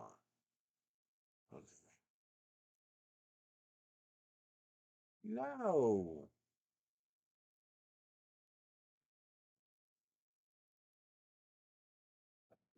Have a multi-tool changer yet? No, I have a color changing, the Bamboo A1, but not a tool changer. It'll be a long time before I get a tool changer. Not unless someone sends one to me. Here it is.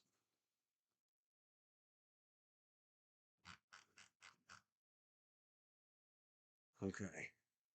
15.5. Okay.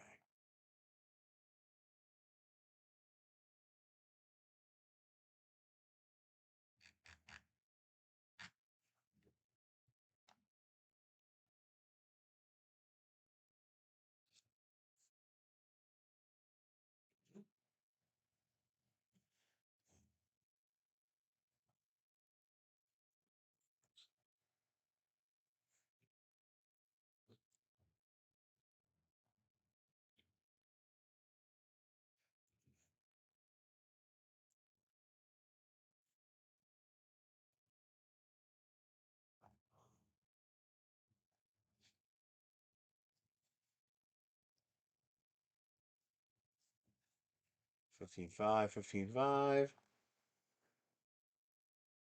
That's going to go in the middle.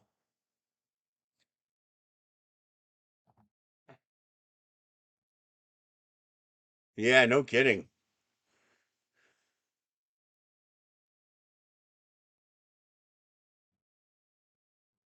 Okay. Alrighty.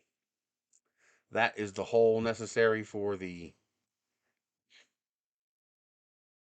um, the tulip. So this is the basic one. Join it together.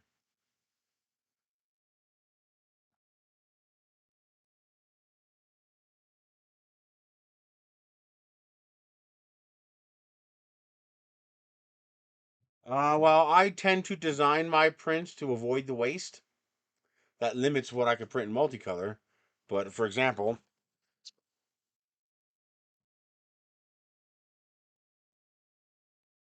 I made this.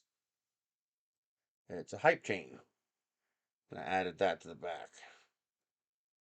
So this, the colors are only 2 layers. And then there's 2 more layers of white behind the color with black. So that's a purge. So that's 4 layers of color. And then that's it. It's all black. And then the last 2 layers also has color. So I only have 6 color changes or 6 layers that require color change in this whole print, which dramatically reduces how much waste you have. Same thing when I did something like this.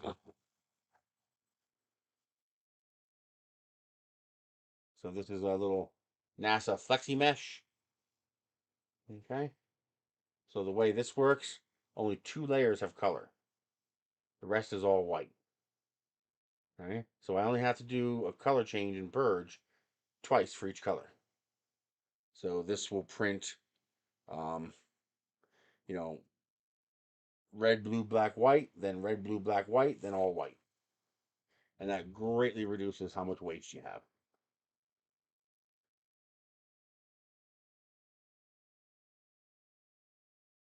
Now, the tool changers, of course, have very little waste because they only need to use to purge the new colors. Once the new colors are purged, you're good. But that's, 900 bucks I ain't got.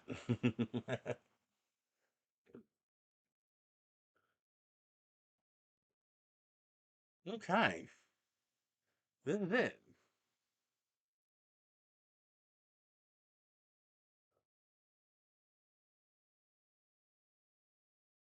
In fact, if I design this right, I could design this to accept the shaft that comes with the light, and then I won't need to print a stem.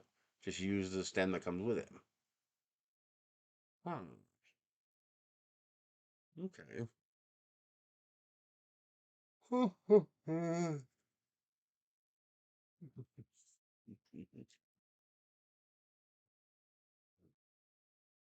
I wish there was a way I could do the whole thing in vase mode, but I can't think of a way to do the whole thing in vase mode because without connecting these leaves, and they just look better not connected.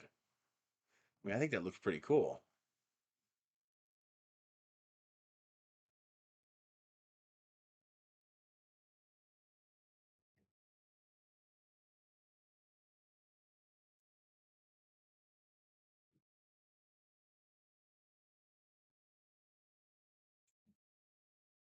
All right, we're gonna try printing it.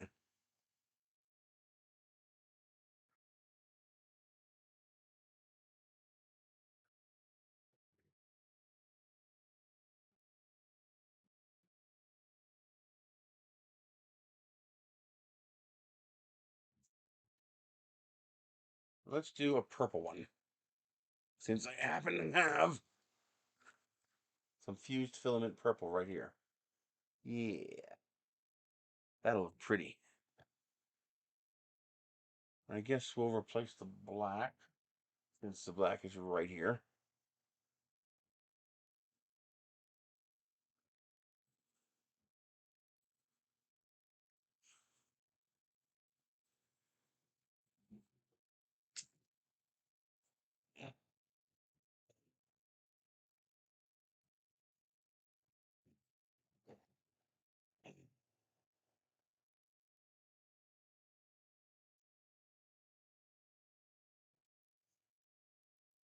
Okay.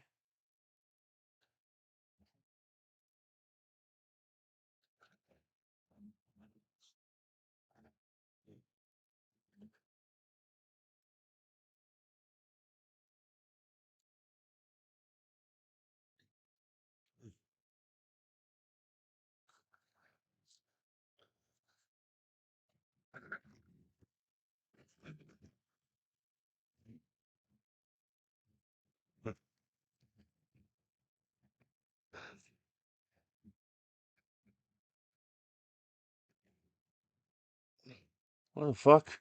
Oh,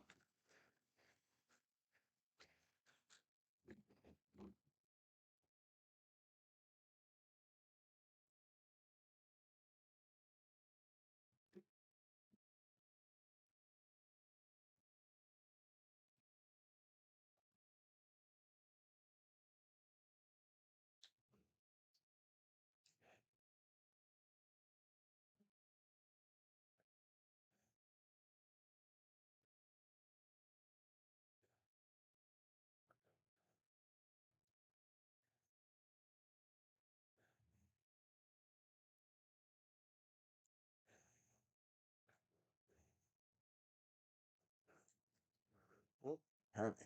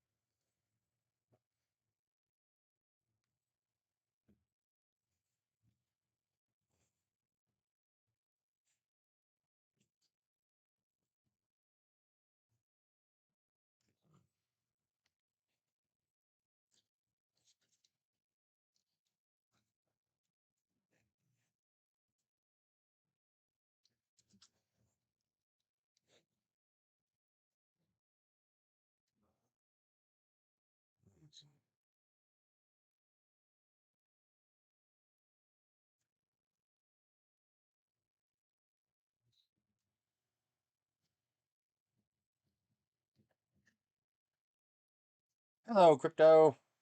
Oh, by the way, if any of you guys have an account with um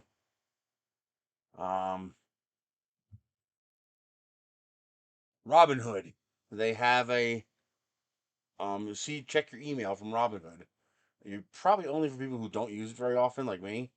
I got an offer today that if I deposited $1 in 30 days, they'll give me 20.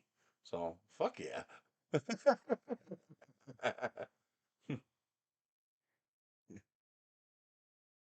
You know, wait like 2 months to get it, but who cares? It only costs me, loss of access to $1, and I get $20 for free. Yeah, I'll take that.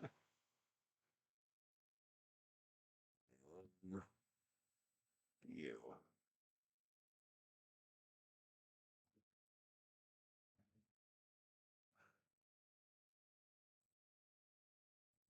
Oh, go away. Go away.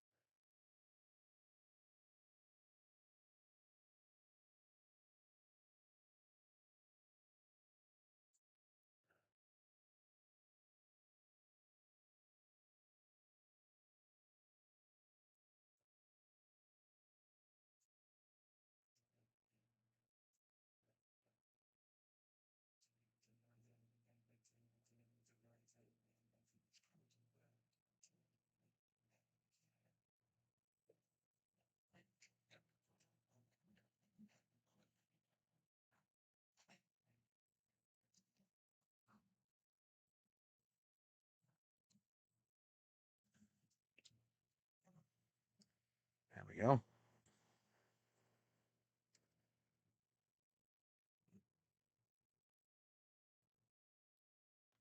Son of a bitch. Come on. There we go.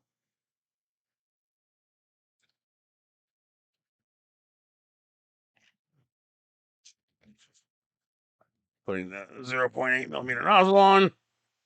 Alrighty.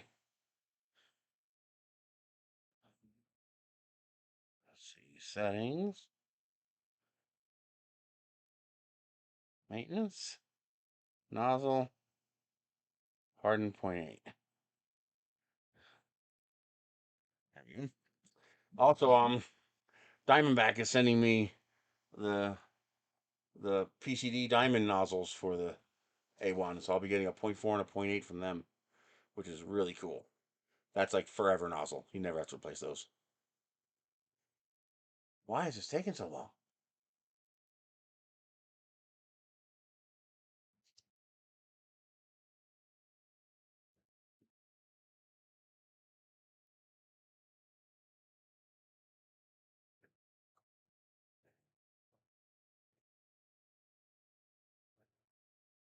He's really having a hard time fixing this.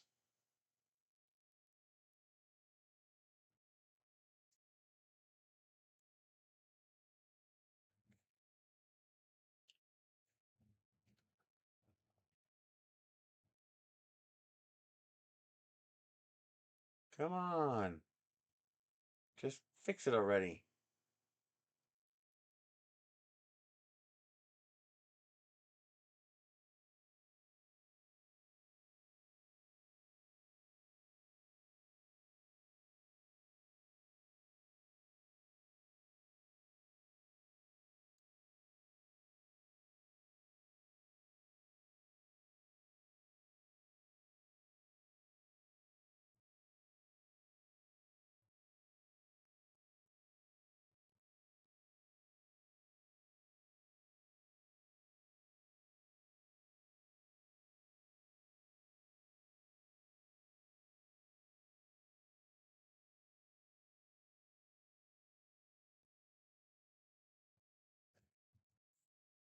Boy, it's amazing how fast money goes away once you get a little bit. I finally sold the that electric impact, not impact, um, um pile driver thing.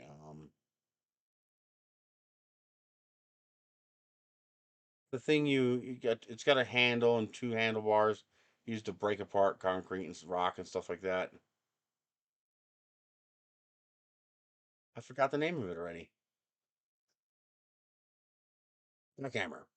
An electric jackhammer, brand new in the box. Um, and so I finally sold it, got 400 bucks for it, and the money's all gone. I got 400 bucks 3 days ago, and it's gone already. I was behind on my electric, my water, my phone, and my internet by 2 months, so I had to pay all that. Um, the only thing I ordered for me was I got 3 shirts and a dual adapter for 20 bucks. Otherwise, I paid too much electric, too much water, phone, and internet, and all gone. I got 58 bucks left, and that's going to go toward the next electric bill, which is going to be due any minute in the next couple days. It's amazing how fast it goes. It goes away so quick.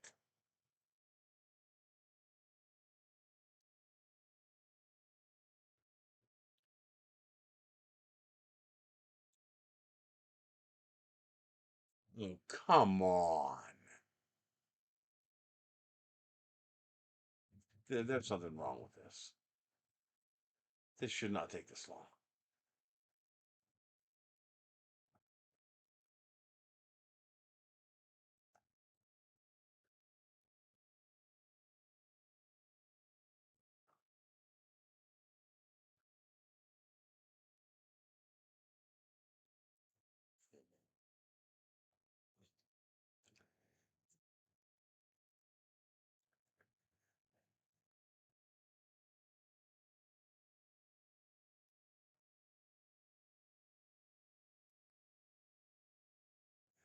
The state laws are insane. They're absolutely batshit insane.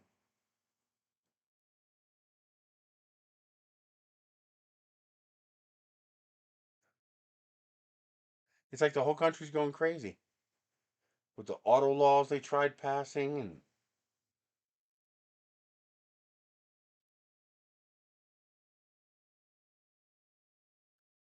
hmm, it's like they've truly gone mad or something.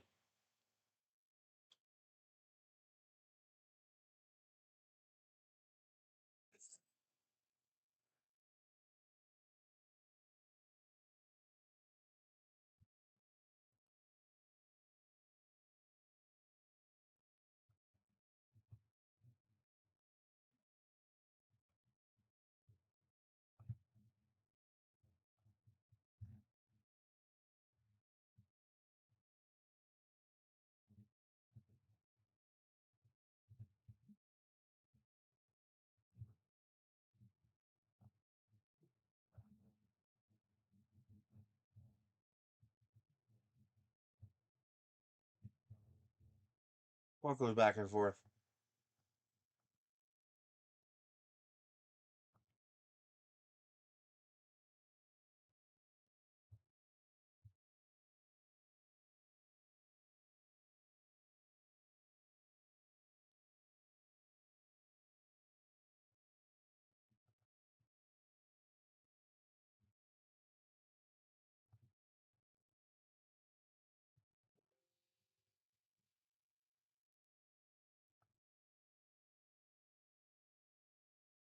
So it doesn't get rid of those. Hmm. I don't know why this is taking so long.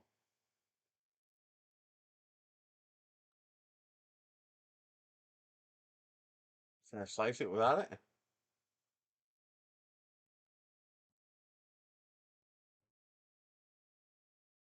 Let's do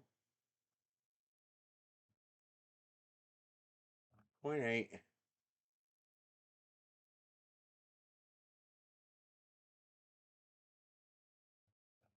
Yeah, 0.4 is fine.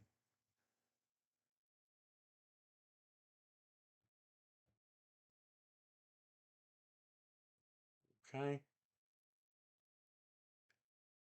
Bottom is going to be 0.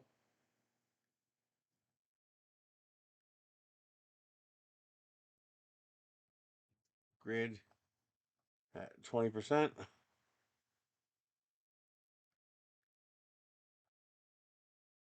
Top shell is also going to be 0.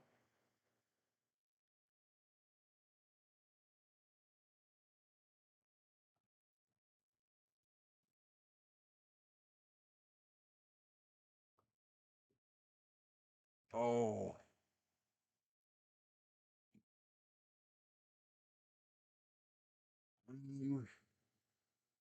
How do I get rid of the infill for the top up? How do you do that?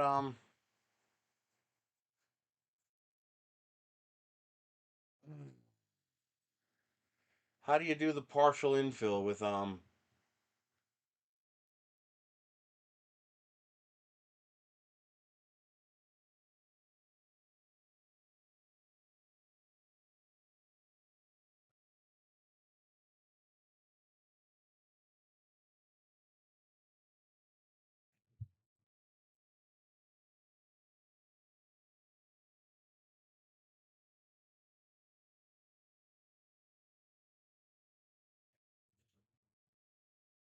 Does anybody know how to do that in freaking Orca Slicer? I don't want the petals to have any infill, but I need the bottom to have infill.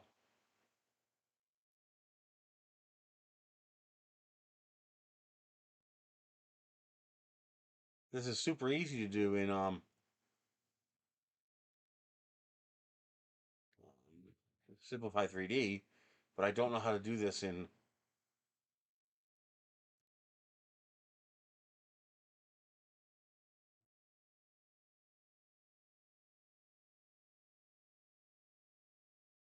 Yeah.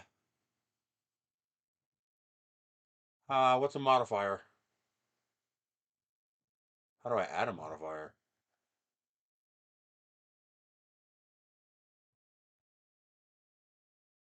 Edit. View.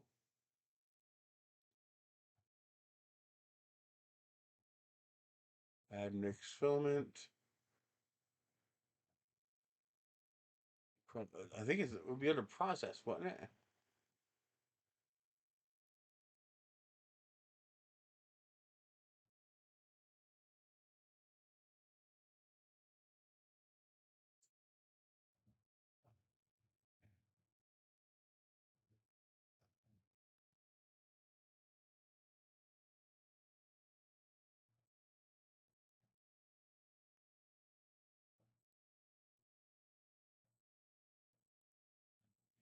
Range modifier.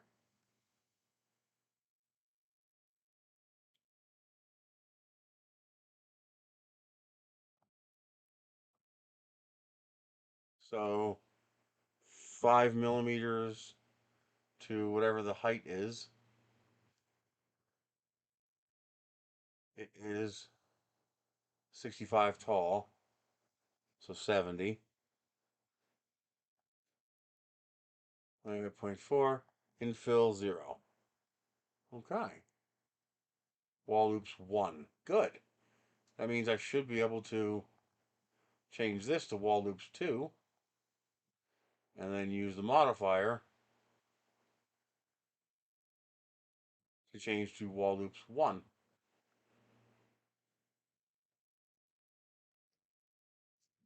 And this, I think I'm going to change to 0.3.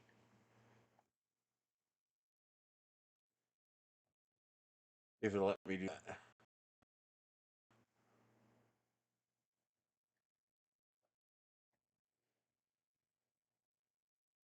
Yeah. Sweet.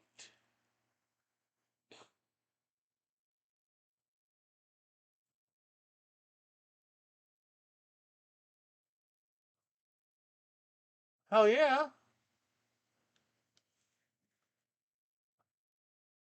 Okay. I also think that will work.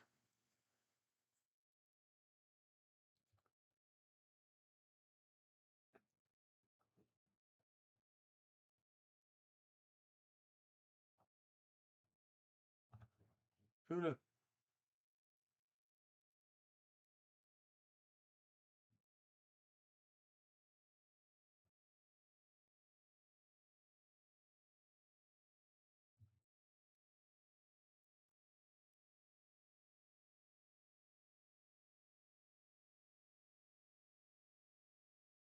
Oh,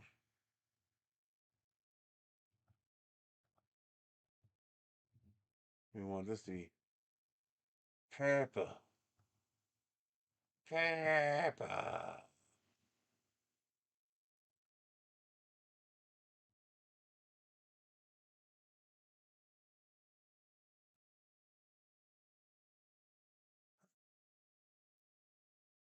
That's wrong.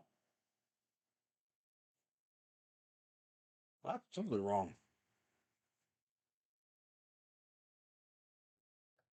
Number 3 is purple. What the hell? This is totally wrong.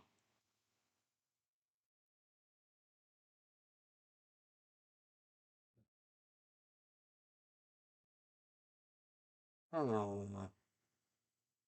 This should be blue. This should be purple.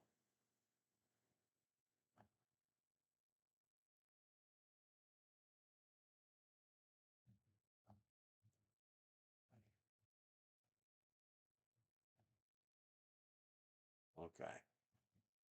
Slice.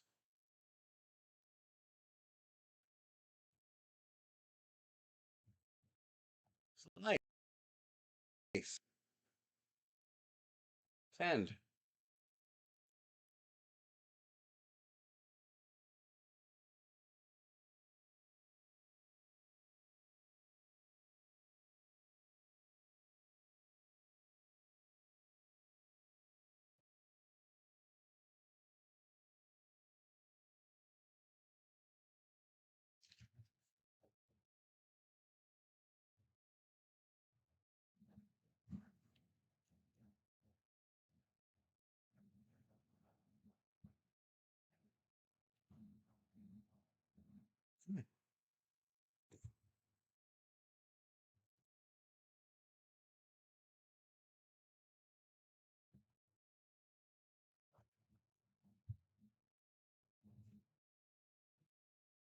That should work. So it's going to do 0.3 millimeters, 1 perimeter, no infill. Because I want the light to shine through it cleanly. And then, of course, 2 perimeters and fill for the bottom. Good.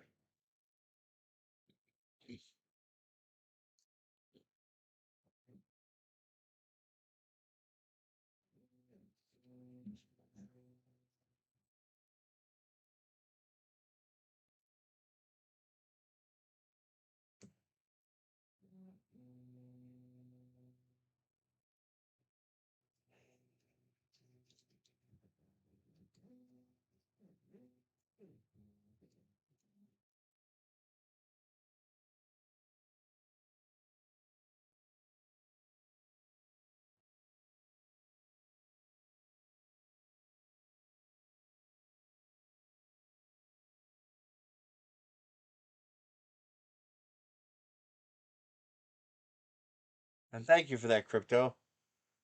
That was actually easy.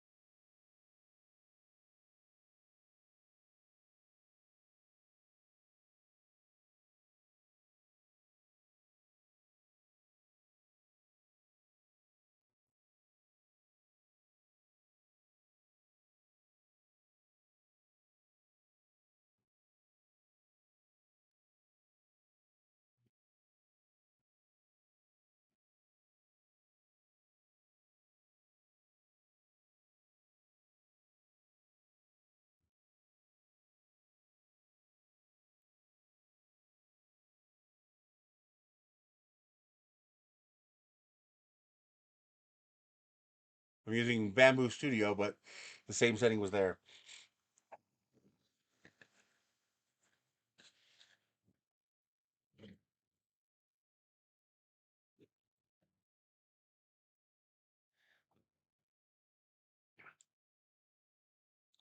I'll be right back. Gotta take a pee real quick.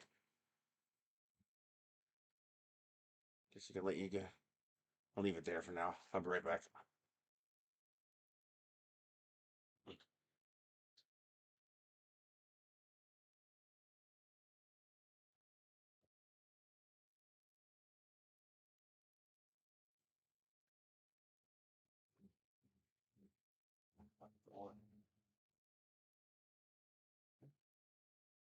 Hey, how you doing?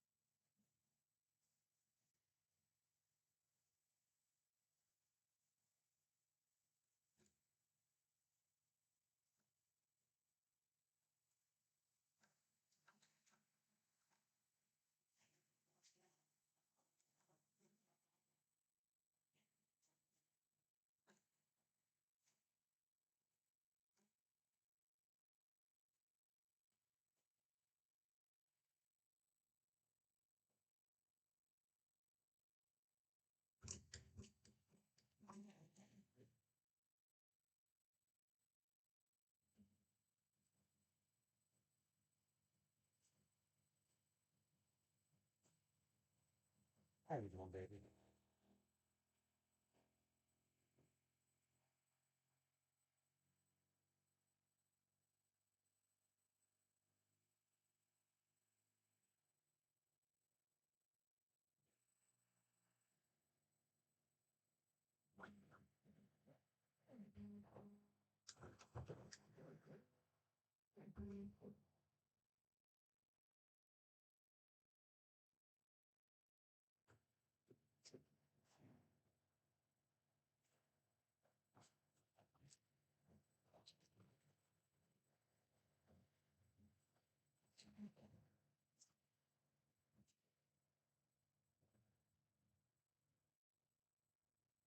See you later, Cassandra.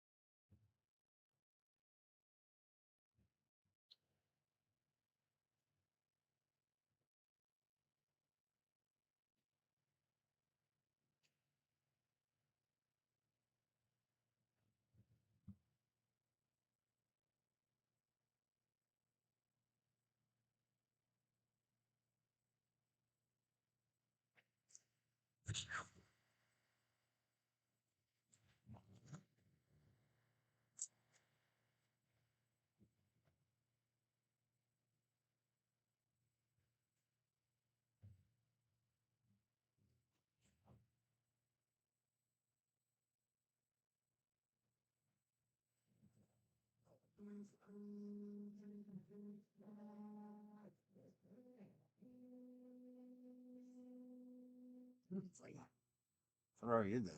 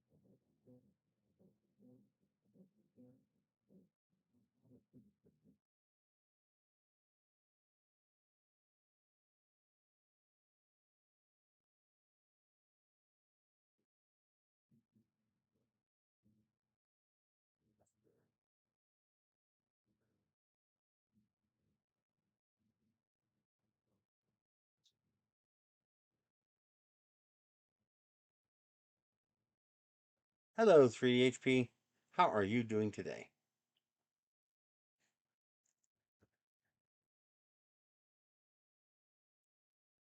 Decided I wanted my own solar tulip. So we designed a tulip in Tinkercad. I stole a leaf from another flower and used that as the base. And the idea is you just stick a 97-cent solar light from Walmart right in there. And there you go. Solar tulip. And now we're printing it.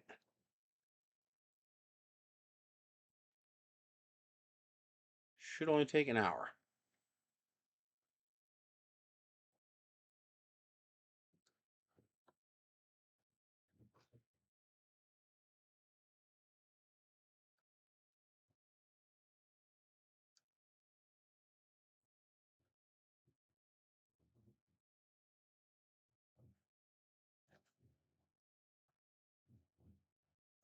It should only take 33 grams of plastic.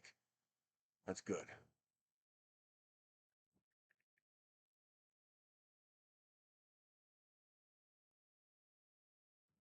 No, PETG.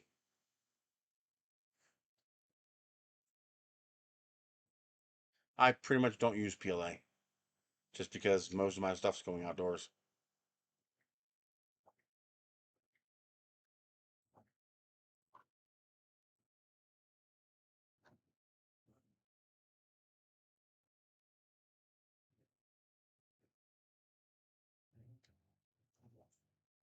Certain colors might survive outdoors in PLA. The lighter colors, like yellows, whites, khakis, light blue, sky blue, stuff like that might survive. But otherwise, you really do need to use PETG. Unless you live up in the northern latitudes, then PLA's fine. But where I live, oh, PLA does not last long outdoors.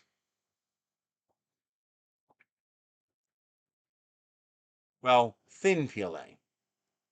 If you print something thin, like I'm doing here, this is basically be pretty single perimeter, no infill, because I want to shine from the inside with light. That would not last long with PLA.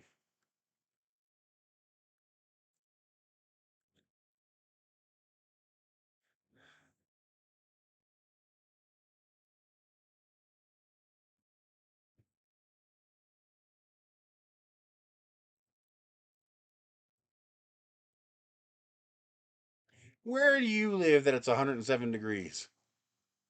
There's not too many places on Earth that'll reach 107.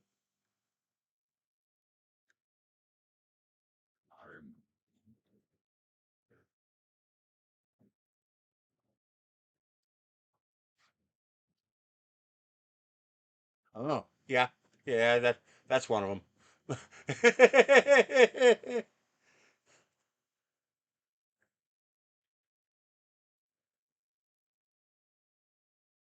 Yep, 105, 107. Yep. Woof. Not too bad here.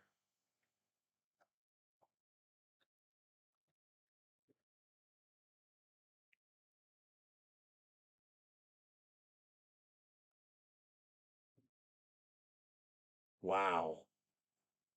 I mean, it is dry, but dry or not, 107 is 107. That's hot.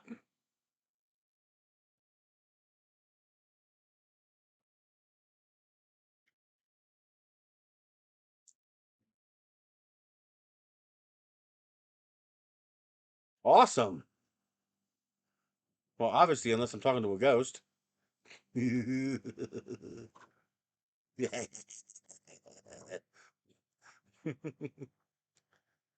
the doctor say it went well, or won't they know until later on?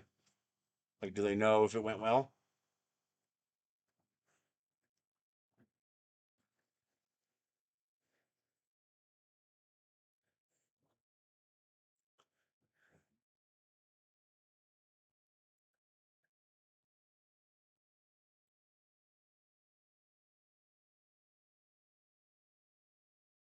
Good. This is the Bamboo Labs A1.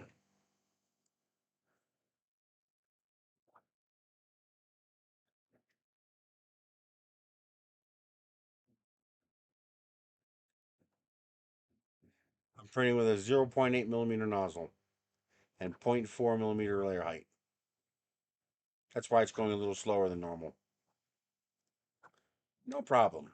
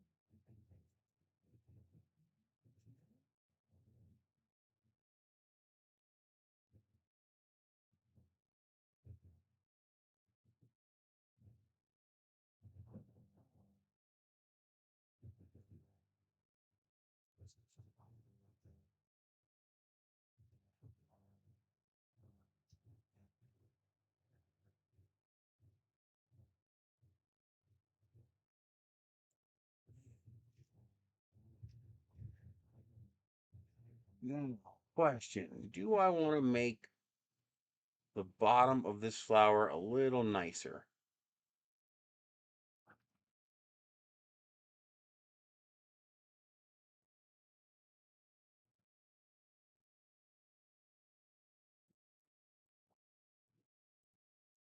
I can do that by balling up the bottom a little bit.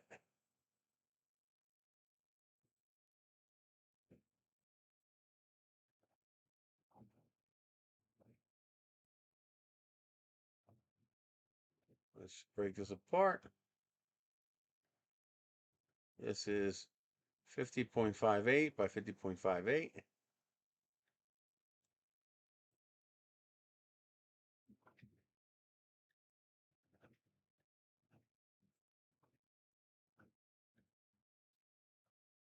Mm-hmm. Mm-hmm. Mm-hmm. You and you. Okay.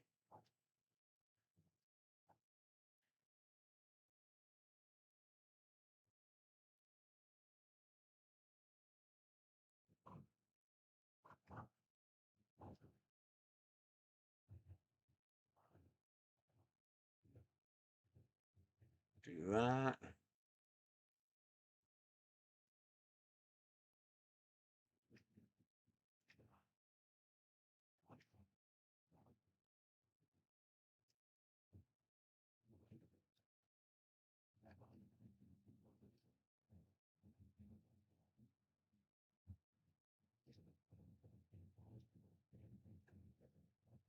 side.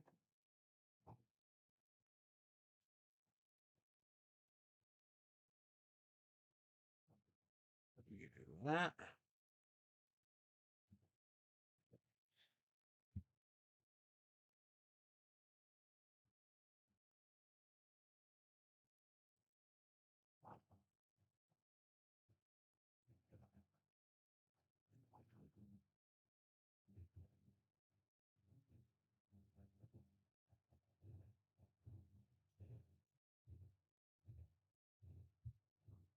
Yeah, it looks a little nicer.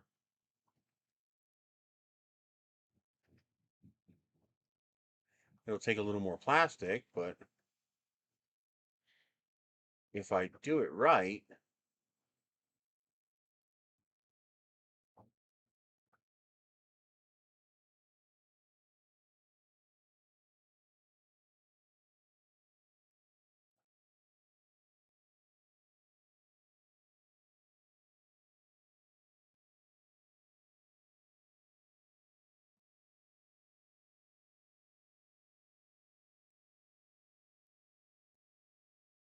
actually, I think it's 18.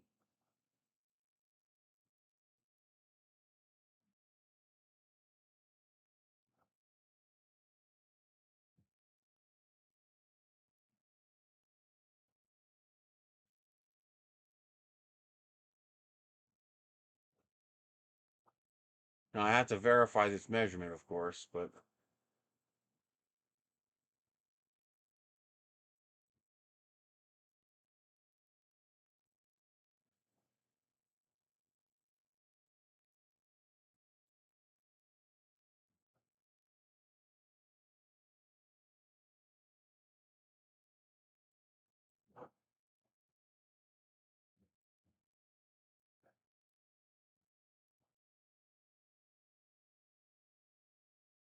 that's not a complex combination.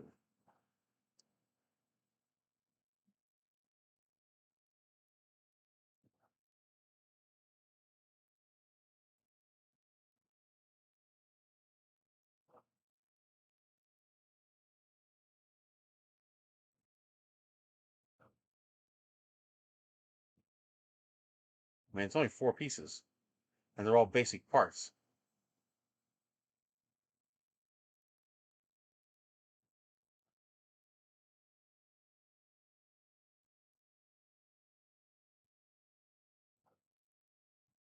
If I do it right, I could print this in green.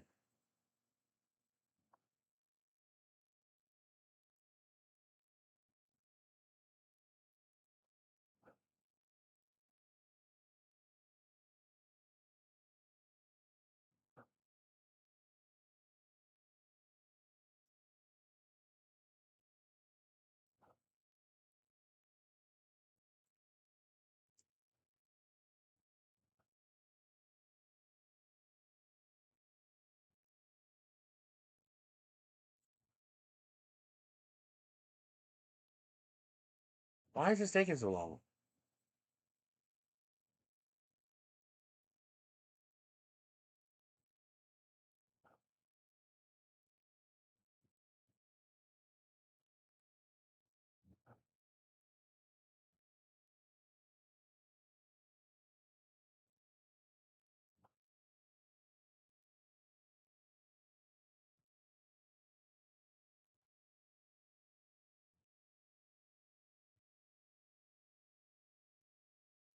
Come on, why is it having trouble merging these files? This should not be complex. Okay. You and you. Easy. You and you. There. I don't know why that was so hard. Okay.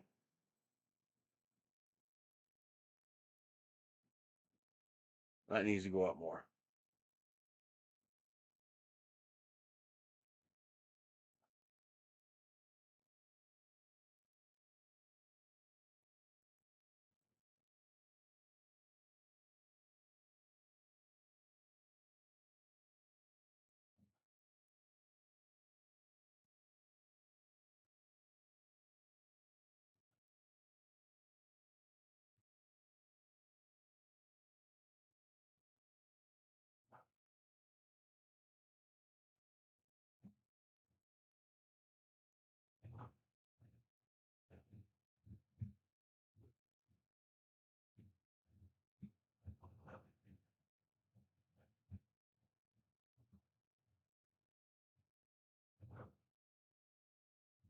There we go.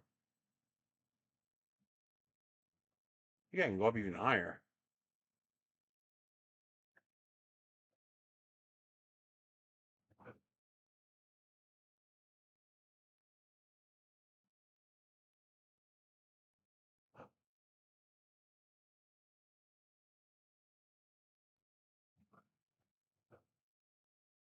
You better run.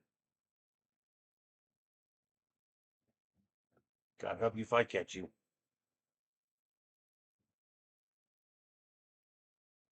Okay. Now the idea here is I stick the LED light into this hole, and I stick the stake that comes with the LED light into this hole.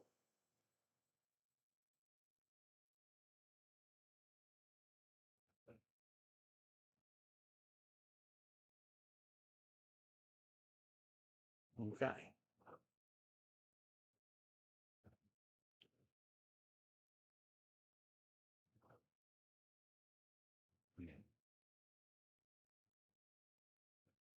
Why is it doing that?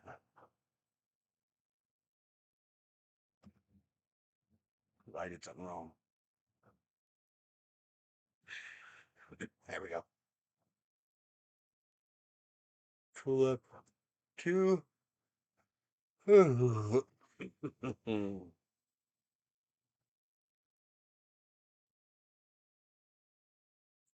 I'll print both and see which one I like better.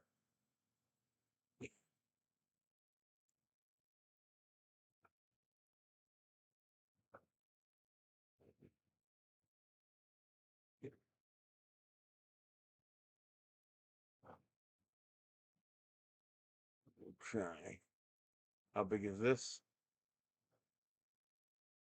25.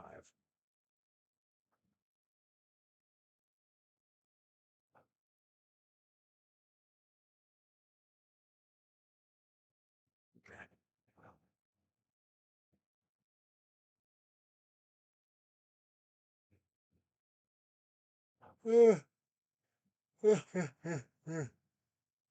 Oh.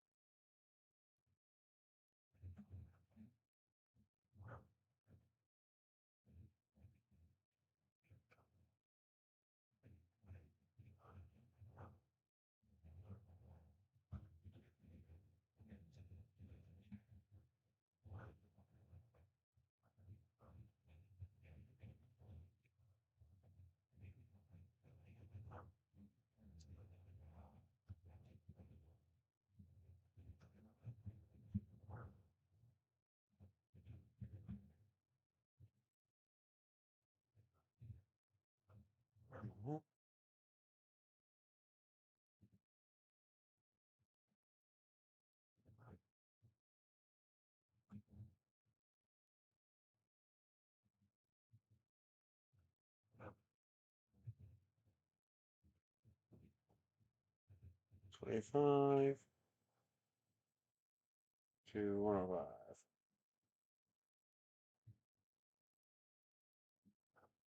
Mm-hmm.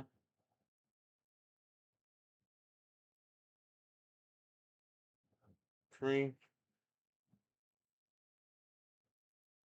0, 1.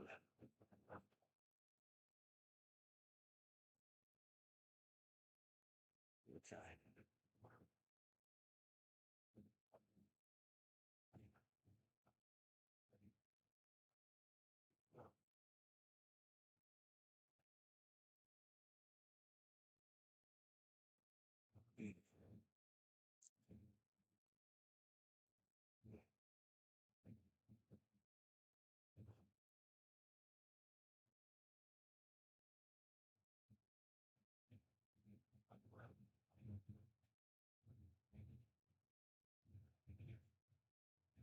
Okay. We'll do the tall one and the short one, see which one I like better. It's only using an extra 11 grams of filament. If it looks prettier, I'm okay with that.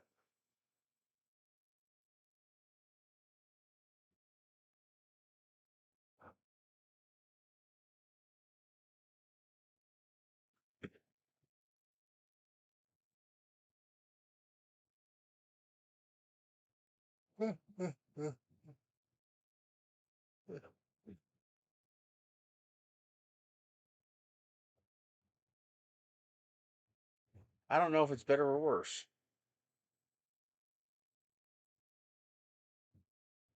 I guess the only way to know is to try it and hold the two of them in my hands.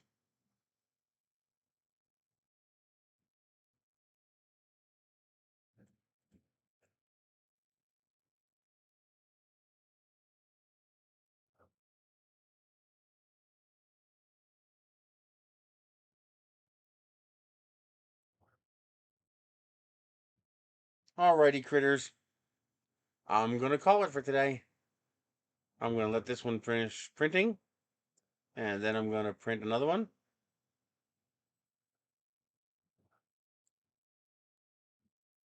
Of the taller variety, and we'll see which one I like better. I'll post pictures to Discord, and you guys can tell me which one you like better. I could do a multicolor. I could do this part in green and this part in purple or whatever color I want to use. I definitely like the 8 petals. With the one ring being bigger than the other, I think it looks nice. So far, it's looking pretty in the purple. And we will go from there. So I will see you guys on the Discord. Don't forget, you want to help me out? I got PayPal and Patreon and Zelle links down below. Don't forget to use my Amazon affiliate code as an Amazon associate I earn from qualifying purchases. And I will see you guys later. Nice. Make it crude, tweak and adjust it. Once you've got it functionally correct, then go for perfection. But also, don't forget, you're designing it to perform a function, not to duplicate the part. You're not duplicating the part, you're duplicating the function. The part is injection molded, so it's going to have certain idiosyncrasies because of that. You don't have to worry about those idiosyncrasies. You just have to make sure it functionally performs the job. So you can beef it up if you got space. Although you don't got much space in there. All right. I will see you guys later. Let me know how that goes, Sun Turtle.